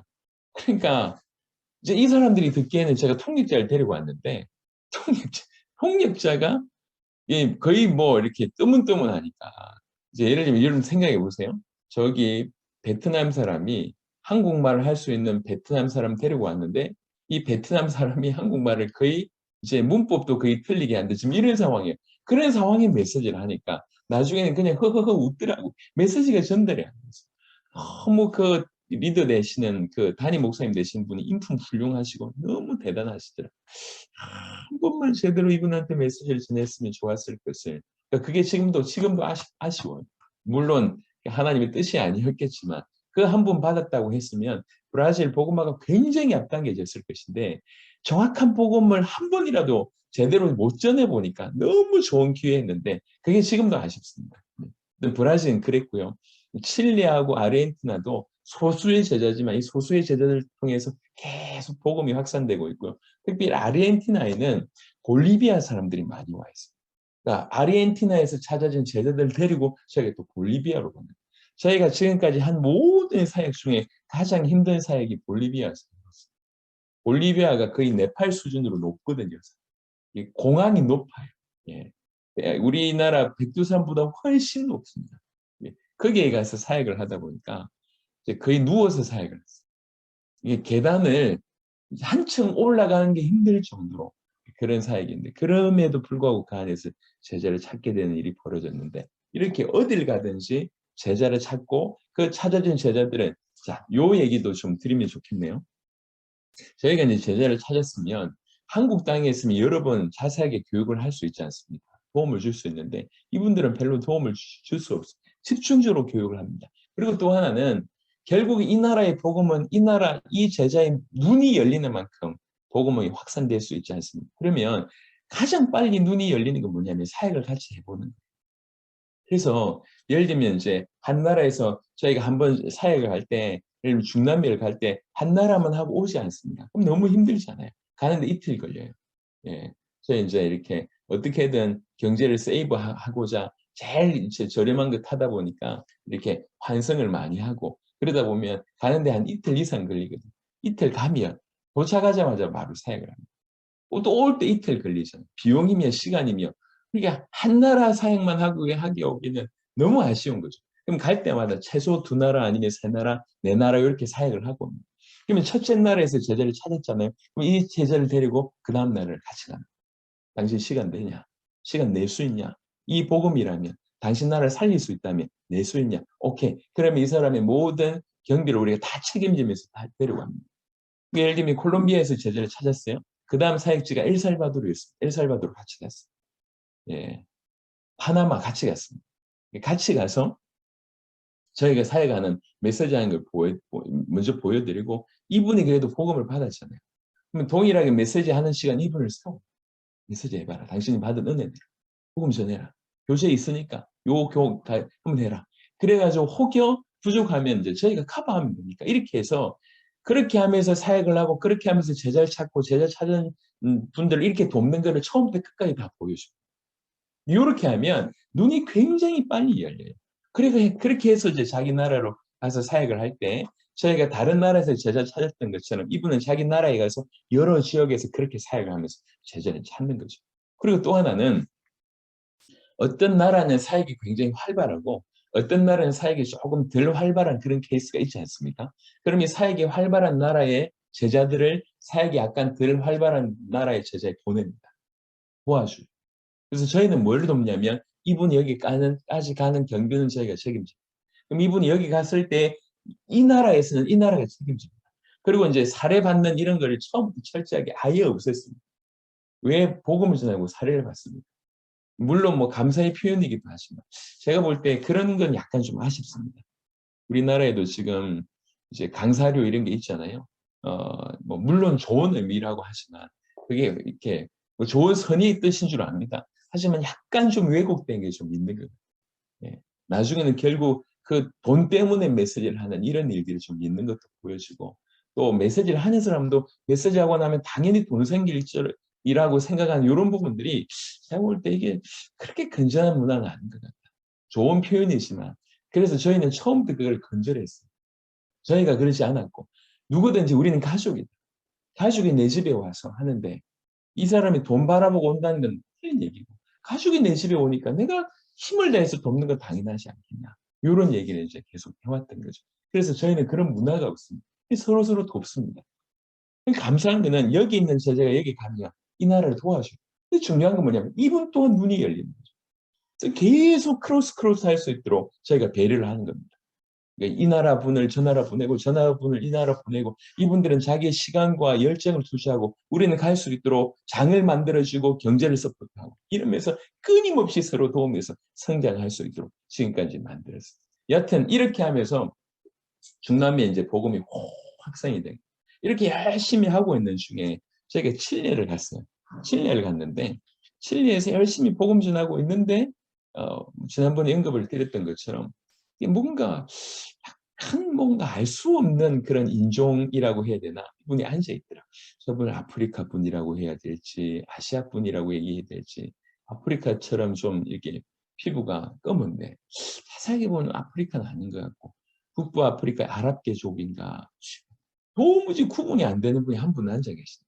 이분이 말씀을 다 듣고 너무 잘 들어서 맨 마지막 순서로 또 이제 잘 듣는 분들 따로 모아서 이제 점검을 하는데 이분이 탁 일어나서 얘기하시는 거예요. 나는 파키스탄 사람입니다. 말문을 열면서 파키스탄 사람입니다. 이 복음이 파키스탄에 필요합니다. 그리고 저는 지금 스페인에 있습니다. 이 복음이 스페인에 필요합니다. 예수가 그리스도라고 하는 이 복음을 들고 파키스탄에 와주시고 스페인에 와주십시오라고 얘기하죠. 이분이 원래 파키스탄 분인데 열심히 복음 전하다가 테러를 몇 번 당한 거예요. 그러니까 파키스탄에 와 있던 해외 선교사님들이 예, 이 사람 죽겠다 내버려 두면 그래서 이 사람들 구출해서 보낸 곳이 스페인이에요. 스페인에 16년 있었대요. 이 16년 있으면서 1년에 몇 번씩 와서 짧게 또 이렇게 파키스탄 사회 가고 또 돌아가고 이렇게 이제 하신 거예요. 스페인에 16년 있다 보니까 스페니쉬를 할 줄 아는 거죠. 그래서 또 스페인에 있으면서 파키스탄 사역에 열매 맺으니까 요 사역 보고를 브라질에 있는 큰 선교대회 때 보고하려고 왔다가 돌아가는 길에 자기 친구가 있는 칠레에 잠시 왔던 거죠. 그 칠레에 저희가 집회하는 걸 듣고 저희가 이제 TV 방송에 광고 나갔었거든요. 그걸 듣고 이제 오신 거예요. 왔는데 이분이 그렇게 복음을 받으시죠. 이 사람. 그래서 이 사람 때문에 파키스탄에 갔어요. 지금 파키스탄에 가장 힘있게 복음 전하고 있는 분들이 저희하고 연결됩니다. 그래서 지금 이슬람권에 정말 깊이 여러분 우리 지금 MKMT 방에서 지난 해외 제자들 이렇게 사역 보고한 영상이 올라와 있거든요. 열 몇 명 올라와 있습니다. 여러분 다 들으실 수 있습니다. 오늘 끝나고 나서 저희가 저희 자료를 들을 수 있는 뭐 이렇게 유튜브 채널이며 그다음에 블로그며 뭐 이렇게 홈피며 이런 것들 다 올려드릴 테니까 다 참고하시고 심지어 저는 사역을 가면 이렇게 사역 가면 그날 이제 사역 보고를 다 써요. 그날. 그러니까 이제 사역 보고 용량이 한 어, A4 용지로 거의 3장 전후를 쓰거든요. 그걸 다 남겨놨어요. 그래서 안 보신 분들이 있어서 그래서 이제 첫 번째 저희가 갔을 때 사역했던 것들을 펼치는 책이 요 책인데요. 요 책 분량으로 지금 17권 나올 분량이 있습니다. 그 17권이 다 담겨져 있어요. 책으로 나오지 않는 것까지 싹 다 담겨져 있으니까 혹시 너무 잠이 안 오시거나 지루하시거나 뭐 이렇게 할 일 없으시거나 이러신 분들 다 보십시오. 예, 너무 저희는 100% 오픈입니다. 예, 이제 100% 오픈 두 가지 때문인데 당세보고 우리 대회 세계보고만 하려고 하니까 누구든지 도움된다면 가져가시라. 요거 하나 있고 두 번째 저는 지금 이단될 각오를 하고 있습니다. 역사가 안 일어나면 뭐 그런데 역사가 좀 많이 일어나면 다 정을 맞더라고요. 저는 또 배경이 없으니까 때리면 그대로 맞아야 되니까 이단 그래서 이제 얼마든지 이단의 평가를 할 때도 자료를 평가하니까 평가하는 사람들도 그걸로 평가하고 도움받을 사람들도 그걸로 도움받으라고 저희는 다 오픈합니다. 비밀이 없습니다. 있는 그대로. 잠이 안 오시거나 조금 뭐 이렇게 시간이 좀 너무 많다 이러신 분들은 다 보십시오. 이 영상을 보셔도 괜찮고 글을 보셔도 괜찮습니다. 여하튼 그래서 이제 저희가 파키스탄에 들어갔는데 정말 감사하게 파키스탄을 통해서 아시아인 분들이 계속 열리고 있습니다. 지금 현재 제가 대륙으로 얘기하자면 중남미가 가장 빨리 열렸고요. 중남미 대륙이. 한 5년 동안 중남미를 집중했는데 그 중남미 집중하는 중에 지금 왕성하게 일어나고 있는 거의 나라 전체를 덮고 있는 그 나라가 이제 몇 개 나라 된다 하면 일단은 이제 쿠바, 그리고 과테말라, 그리고 콜롬비아, 엘살바도르, 그리고 베네수엘라, 멕시코, 니카루가, 예, 브라질은 아직 좀 그렇고 요런 나라들은 지금 굉장히 왕성하게 일어나고 있습니다. 그리고 나서 이제 아까 언급했던 여러 나라들이 그 후를 이제 따라가고 있는데 그래서 지금은요 중남미는 저희가 타치하지 않아도 될 정도. 예. 그냥 자생적으로 막 돌아요. 저희가 전혀 신경 쓰지 않아도 될 정도로 아주 확실하게 일어나고 있어요. 이게 그 다음 대륙으로 동시에 열린 게 아시아와 아프리카. 아프리카는 지금 40개국 이상의 문들이 열렸는데 아프리카가 어떻게 열렸냐면 저희가 파키스탄 사역을 갔는데 파키스탄에서 연결된 제자가 자기 지인을 초청했는데 그 지인이 케냐 사람이에요. 케냐 사람인데 이분이 복음을 진짜로 또 받는 거죠. 그래서 이 케냐 사람 때문에 저희가 케냐로 들어갈 때 자기가 잘 알고 있는 곳이 또 우간다니까 케냐 들어올 때 우간다도 같이 가자 그래서 케냐 들어갔다가 우간다 갔을 때 그 우간다에서 에코파이 목사님을 찾아내기 시작을 한 거죠. 그러면서 이제 요 물결이 이렇게 그 서쪽으로 이렇게 하기 시작을 하면서 사실 2년 만에 40개국에서 제자를 찾게 됐습니다. 여러분 아프리카는 많은 사람들이 어떤 물질로 이렇게 사역을 많이 하지 않습니까? 저희는 전혀 하지 않았어요. 예, 물질 지원 일치가 없었어요. 예, 사역하는 부분에 있었으면 지원 말고는 없었습니다. 그런데 생명 걸고 사역하는 분들이 일어나기 시작했어요. 말라위의 에릭이라고 하는 목사님 한 분 일어나는데 이렇게 이 아프리카에서도 가장 못 사는 나라의 사람입니다. 이 사람이 복음에 불이 튀기 시작해서 주수아 전사님 나중에 조금 이렇게 말라위 사역한 그 이렇게 지도에 이렇게 사역한 동그라미 이렇게 그거 한번 나중에 한번 올려주십시오. 한 분이 이 말라위 전역을 다니면서 코로나 상황이 구석구석마다 집회하고 100명씩 200명씩 그것도 목회자들 모여가지고 구석구석마다 집회하면서 말라위 전체를 다 살리고 있어요. 저 라이베리아 프린스라고 하는 목사님은 제가 지난번에 말씀드렸지 않습니까? 아이가 4명인데 사역을 하면서 막내 아들을 잃었어요. 그리고 1년 후에 첫째 아들을 잃었어요. 막내 아들 8살, 첫째 아들 20살. 얼마나 피눈물이 나겠습니까? 그런데도 라이베리아를 살려야 되겠다면서 뛰기 시작. 그래서 라이베리아, 기니, 시에라리온 그냥 막 목숨 걸고 뛰고 있어요. 이런 일들이 아프리카 전역에서 일어나고 있고 그러는 중에 아까 말씀드렸듯이 이 파키스탄 이 목사님 때문에 스페인을 갔는데 정말 기가 막히게 스페인에 갔을 때 이분이 스페인에 없어요.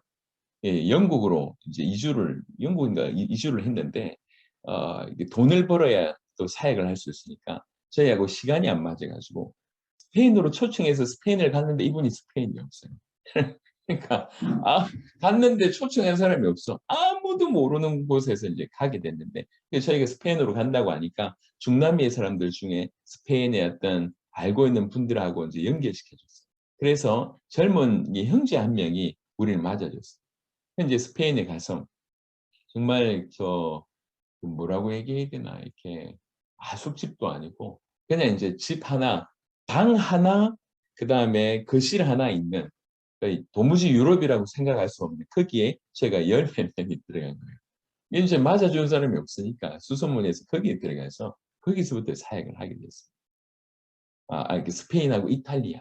그러면서 스페인하고 이탈리아 이제 사역을 하게 됐는데 그 이탈리아에 들어가서 정말 감사하게 신부 출신의 목사님, 원래 신부였다가 목사님이 되신 분이 계세요. 그분이 복음을 받은.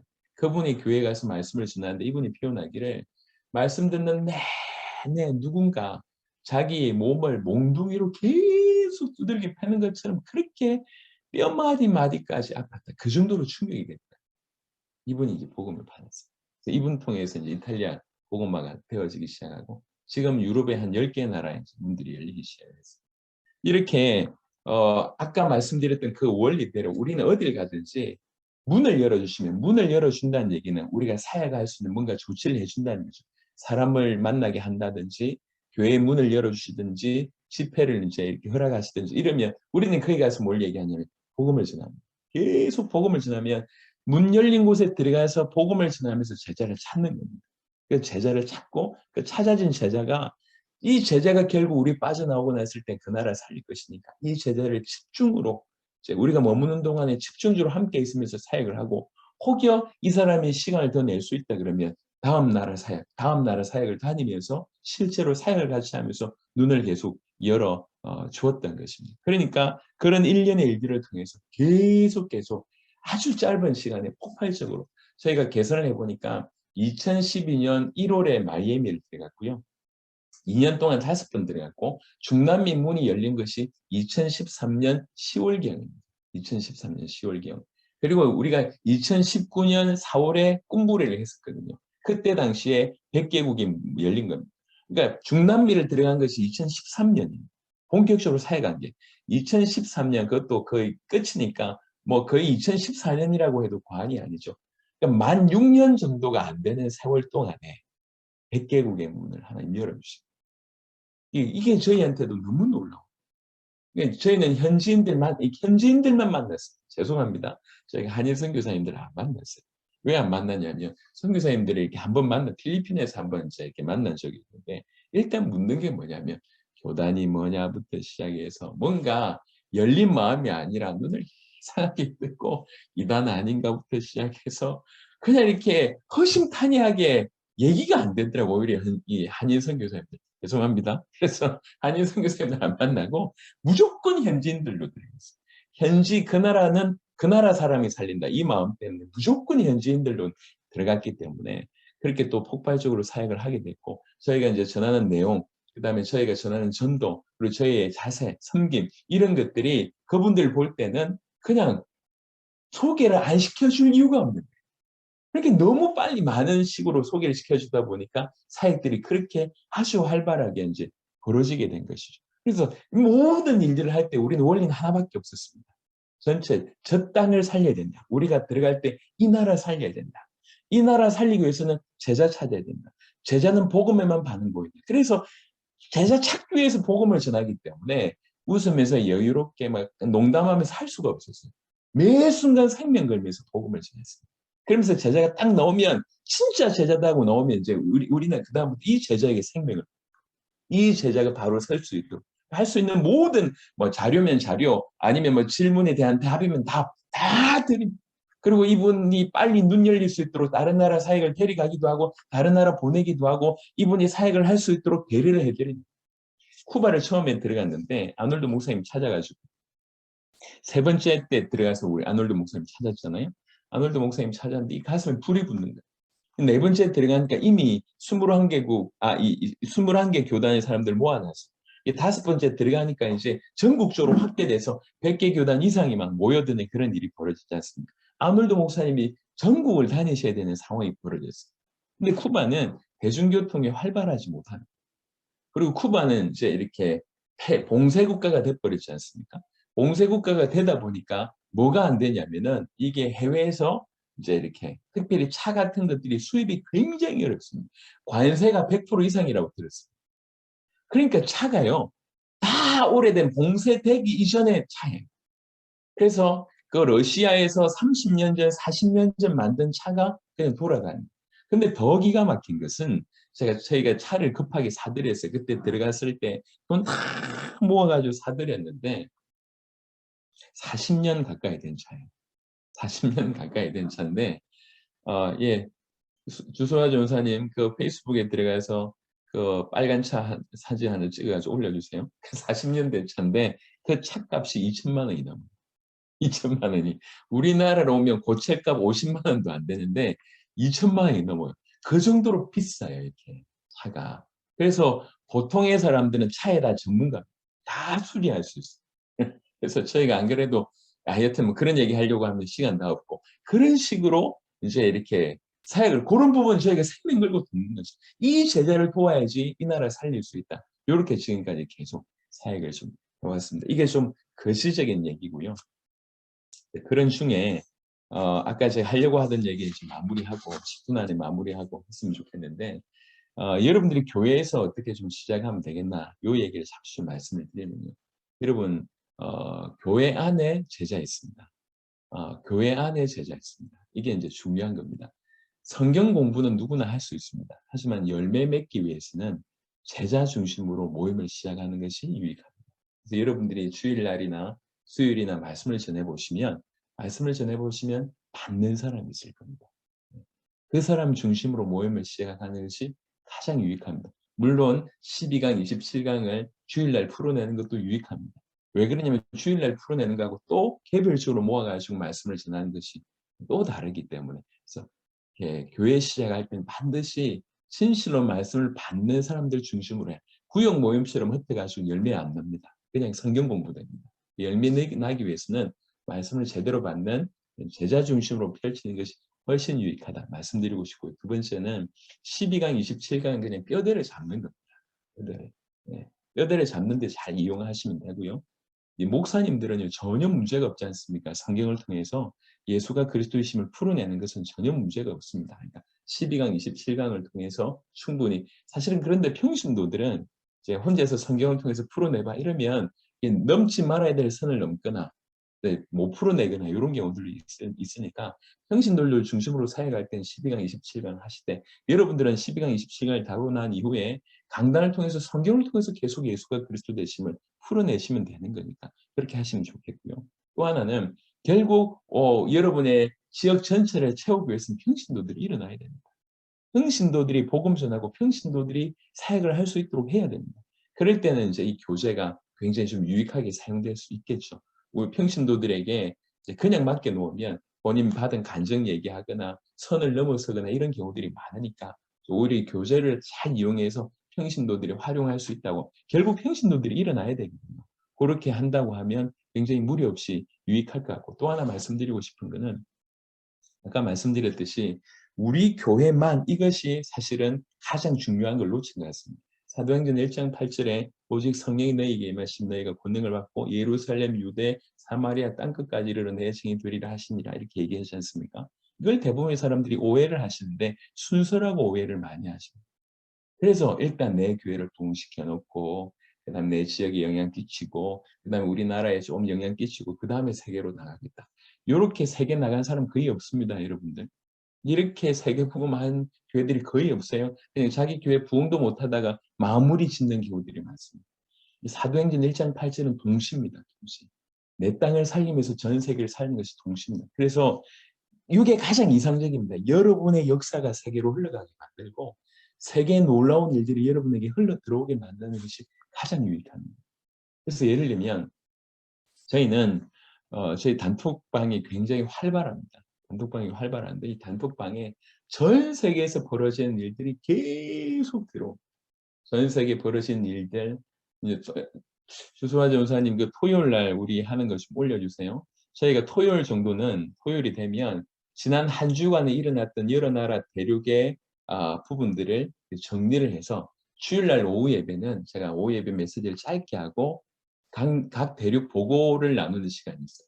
요건 뭐냐면 저희가 보고를 요구한 게 아닙니다. 명령한 게 아니라 각 나라에서 역사가 일어나면 요즘에 SNS가 활발하다 보니까 자기 SNS에 이런 일이 올려놔요. 이런 일이 벌어졌습니다. 그럼 저희 스태프들이 그거를 이제 취합해서 지난 한 주간 이런 일이 일어났어요라고 하는 거예요. 보시면 알겠지만 한 주간의 사역이 너무 엄청나. 너무 그러니까 그것뿐만 아니라 전 세계에서 예를 들면 제자들의 어떤 피로라든지 아니면 제자들의 어떤 요청이라든지 이런 것들이 항상 몰려옵니다. 그러니까 세계복음화가 저 멀리 있지 않고 항상 가까이 있어요. 그러니까 내 하는 일이 세계복음화와 연결될 수밖에 없는 그런 구조가 돼 있고요. 또 하나는 이제 그런 이제 저희 교회 어째도 저희가 전 세계적인 온라인 모임들을 계속 이렇게 하고 있지 않습니까? 세계하고 연결돼서 저희 교회가 무슨 일을 하는지를 또 이분들에게 전달합니다. 그러니까 세계가 우리 교회로 몰려오고 우리 교회의 어떤 일어나는 일들이 세계로 걸어가는 겁니다. 여러분 연합할수록 유익입니다. 연합할수록 세계복음의 열매 맺습니다. 우리는 경쟁이 아닙니다. 경쟁의 체제로 내 성도만 이러다 보니까 오히려 더 온실 아닌 화초처럼 더 약하게 만들었어요. 예, 우리가 진실로 복음을 가지고 있다면 여러분 앞으로는 교수의 능력 뛰어난 사람들이 많습니다. 예, 우리가 지금은 인터넷이 너무 활발하니까 이렇게 말씀 잘하시는 분들이 우리 중에도 많이 있잖아요. 그런 분들의 메시지를 성도들이 많이 들어요. 그걸 막을 수가 없습니다. 그걸 왜 막습니까? 중요한 건 뭐냐면 뛰어난 목사님들의 메시지를 듣더라도 여러분의 교회와 함께 갈 수밖에 없는 이것들이 구비가 된다고 하면 오히려 뭐 더 많이 들으라, 더 많이 무장해라 이렇게 할 수 있지 않습니까? 저와 여러분들이 정말 복음으로 정말 열린 가슴으로 생을 건다고 하면 성도들이 그것을 안다고 하면 혹여 우리보다 뛰어난 메시지를 하시는 분들의 메시지를 참고하면서 얼마든지 들을 수 있지만 결국엔 우리와 그 길을 걸어갈 수밖에 없으니까. 그래서 제가 부대들한테는 그 얘기를 계속 얘기했거든요. 앞으로의 목회는 한편으로는 굉장히 어렵고 한편으로는 굉장히 쉽다. 앞으로는 성도들이 열려있기 때문에 너무 많은 정보를 얻을 수 있기 때문에 앞으로의 성도들은 정보를 얻는데 교회를 선택하지 않을 것이고 자기 목숨 걸 만한 곳을 선택할 것이다. 진짜 성도들이라고. 그럼 자기 목숨 걸 목회자를 찾는다는 얘기거든요. 자기 목숨 걸 교회를 찾는다는 거죠. 그럼 자기 목숨 걸 교회는 굉장히 간단합니다. 우리가 주께 목숨 걸면 우리가 주와 복음의 그 바른 것에 목숨 걸면 이 제자들이 자연스럽게 저는 말씀드려 우리 성도들에게 많이 들어와 있는데 1년에 신방 한 번을 거의 못합니다. 제가. 목사의 가장 기본이 신방이지 않습니까? 신방을 거의 안 합니다. 못하기도 하고 안 하기도 합니다. 1년에 개별적으로 저하고 식사하는 성도들이 거의 없습니다. 10%도 안 될 겁니다. 부담 없이 찾아와서 식사 함께 할 수 있는 이런 게 거의 없습니다. 우리 성도들이 목사님한테 신방을 받아본 기억도 거의 없고 따로 만나서 대화도 거의 못하고 이런 제가 그런 담임 목사예요. 그런데도 불구하고 성도들이 함께 가고 있지 않습니까? 기쁨으로. 뭐 연구 대상이라고 어떤 분들이 저희 교회 보고 얘기하시던데 연구하십시오. 연구 대상입니다. 여튼 하나님께서 그런 은혜를 막 주십니다. 그러니까 여러분 연합할수록 우리가 열고 도울수록 또 우리가 도움을 받을수록 우리가 가서 사역을 하고 또 이제 이분들이 와서 사역을 하고 복음 때문에 서로 이렇게 크로스 될수록 훨씬 유익합니다. 훨씬. 그래서 세계 복음을 위해서 훨씬 더 하나님께서 이렇게 온전하게 세워 나가신 것을 볼 수가 있습니다. 그래서 여러분 교회에서 사역을 하실 때 일단 성도들이 복음을 알아야지 생명 걸 수 있지 않습니까? 여러분 처음에 딴거 하시다가 여러분들이 무슨 사역을 하시는지 모르겠지만 딴거 하시다가 복음만 전하면 성도들이 별로 안 좋아할 겁니다. 어떤 분들은 나가실 수 있고 어떤 분들은 반감을 가지실 수도 있고 반기를 들 수도 있습니다. 하지만 여러분 잘 생각해 보십시오. 그냥 이전처럼 계속 하실 것이라면 그냥 말씀 듣고 그냥 참고만 하시고 그냥 이전으로 돌아가시면 됩니다. 하지만 진실로 이건 아니다. 교회가 살아나야 되겠고 세계복음만 하는데 헌신하는 교회가 돼야 되겠다고 하면 그 거품은 빠져야 됩니다. 그래서 정면 성부를 거시길 바랍니다. 제가 처음에 제가 교회를 개척을 했는데 몇 년 전에 교회 그만두겠다고 얘기했거든요. 성도들. 왜 그러냐면 제가 사역을 계속 나갔다 오다 보니까 정말 많은 일들이 벌어지는데 갔다 와서 이제 간증하면 그때는 은혜 받고 하지만 성도들은 성도들의 삶이 너무 힘들잖아요. 회사 다녀야 되고 뭐 해야 되고 나름 열심히 하는 성도들인데 갭이 점점 벌어지는 이제 당대 세계복음만 얘기해도 뭐 은혜 못 받을 정도의 수준이 될 뻔했어요. 그래서 제가 얘기했어요. 암만 생각해봐도 우리는 헤어져야 되겠다. 나는 오히려 당신들 때문에 발목 잡히는 게 있고 당신들은 괜히 이상한 목사를 만나가지고 지금 힘들어하는 것 같다. 당신들의 수준이 맞는 그냥 조용하고 당신들하고 잘 이렇게 교제하고 놀아줄 수 있는 그런 좀 이렇게 그런 목사님들을 구해라. 그렇게 하는 것이 좋겠다고 제가 이제 당회 모임 때 권사님들까지 다 모이고서 이제 선포를 했죠. 그러니까 이제 그중에 몇몇 분이 좀 무시면서 목사님 도대체 왜 그러십니까? 우리 뭘 잘못했습니까? 이렇게 헌금 봉사 많이 하는데 우리가 뭐 잘못해서 그런 것도 아니고 사역 자꾸 나갔다 오시더니 갑자기 교회 그만두신다고 하면 이게 말이 안 되지 않습니까? 도대체 왜 그러시는지 이해할 수 있도록 몇 개월만 달라고 얘기하시죠. 몇 개월 후에도 우리가 변화 없으면 목사님 그렇게 하시라. 그래서 제가 오케이 몇 개월을 기다리겠다. 그래서 그해 연말까지 제가 기다리고 있어요. 그러니까 그 중에 우리 장로님 중에 한 분이 도대체 목사님이 왜 저러시는지 궁금해서 이제 아예 휴가를 내고 다음 사역에 따라왔어요. 다음 사역에 따라왔다가 충격을 받는 엄청 울더라고요. 와가지고 하나님이 실제로 세계복음만 이렇게 하시는데 목사님 죄송합니다. 이러더니만 들어갔어요. 그 다음 사역에 또 한 명을 데리고 또 왔어요. 한 명, 두 명씩 사역을 따라붙기 시작합니다. 그래서 성도들이 태반 이상 사역을 따라붙기 시작하면서 교회가 일시의 분위기가 확 바뀌기 시작해요. 그래서 그냥 적당하게 평범하게 교회 발 디디고 이렇게 생활하시는 분들은 저희 교회가 계속 부담될 수밖에 없는 당대 세계복음을 해야 되고 헌금도 계속 해야 되고 뭐 보통은 건축헌금하면 그 다음 안 해도 되는데 우리는 그런 것도 아니니까 주님 오실 때까지 해야 되니까 눈치를 보고 있다가 야 여기 있으면 재산 거들나겠다 이런 사람은 이제 나가고 이렇게 뭐 부담 여기서는 우리는 뭐 별로 이제 암만 교회 헌금을 많이 해도 별로 인정을 못 받아요.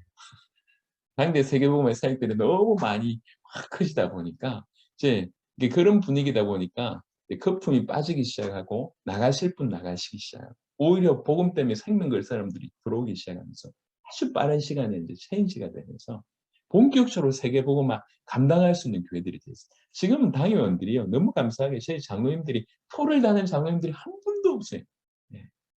당사역을 위해서 어떻게 섬길까 이 고민을 하고 어떤 분들은 좀 진하게 어떤 분들은 약간 그래도 좀 덜하게 요 정도지만 장로님들이 모여서 목사님이 너무하신 거 아닙니까? 절대로 없습니다. 장로님들. 목사님 해도 너무하지 1년에 6개월씩 나가 계시면 어찌합니까? 우리 교회는 어떻게 합니까? 이런 게 없어요. 장로님들. 심지어는 어떤 때는 교육자들이 싹 다 나가버렸어요. 한 사역에. 싹 다 나가버려요. 그러니까 장로님들, 권사님들이 새벽 예배, 수요 예배, 금요 찬양, 주일 예배 이렇게 섬기는 하나님 은혜죠. 여러분, 진실로 우리의 교회가 반석교회 세우신 교회가 되어야지 음부의 권세가 이기지 못하는 교회가 됩니다. 그 반석교회 세우는 작업을 지금부터 하세요. 그 반석은 복음이 반석이에요. 그 복음을 믿는 믿음이 반석이고 그렇게 믿는 자가 반석입니다. 그 배경 가운데서 해야 됩니다. 지난 한 해 이제 지금 저희 여러분들에게 얘기한 요 부분들을 우리 지난 한 해 전에 참여하셨던 분들한테 이렇게 말씀을 전했고 그리고 우리가 한 해를 인도받았습니다. 그 한 해 동안 너무 많은 증거가 일어났어요. 우리 어떤 모 선교사님은 청소년 사역을 하고 있는데 선교가 너무 쉽다면서 청소년들이 뭐 100명씩 새벽기도 나오고 이런 얘기를 하시고 또 어떤 분들은 이게 너무 현지 목회자들이 너무너무 지금 복음을 받고 이게 맞다고 눈빛이 완전히 바뀌어서 현지 목회자들이 일어난다고 얘기해요.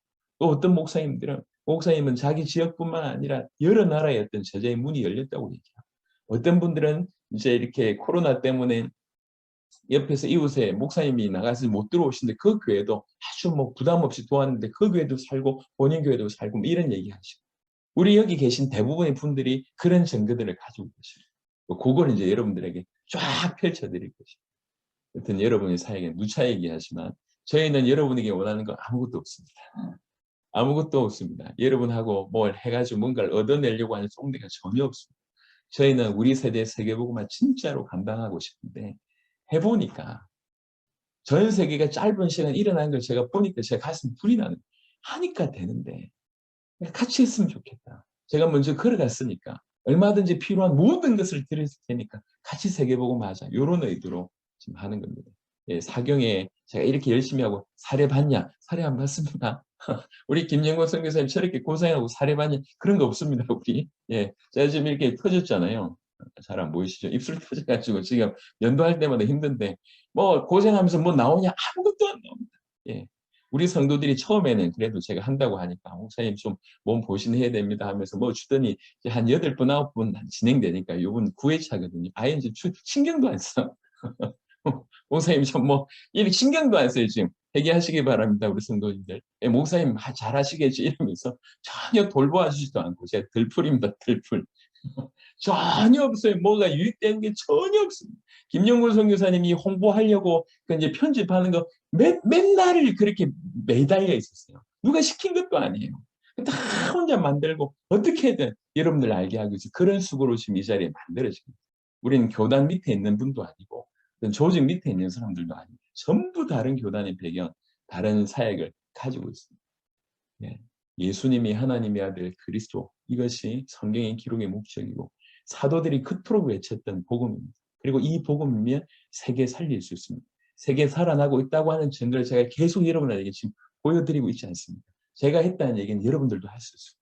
여러분들 통해서 세계 복음화가 이제 앞당겨지는 우리 세대의 세계 복음이 이루어지게 되기를 예수 이름 축원합니다. 하나님 감사합니다.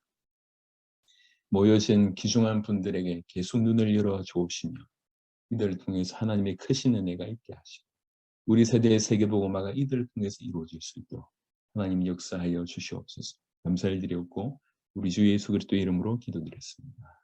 아멘.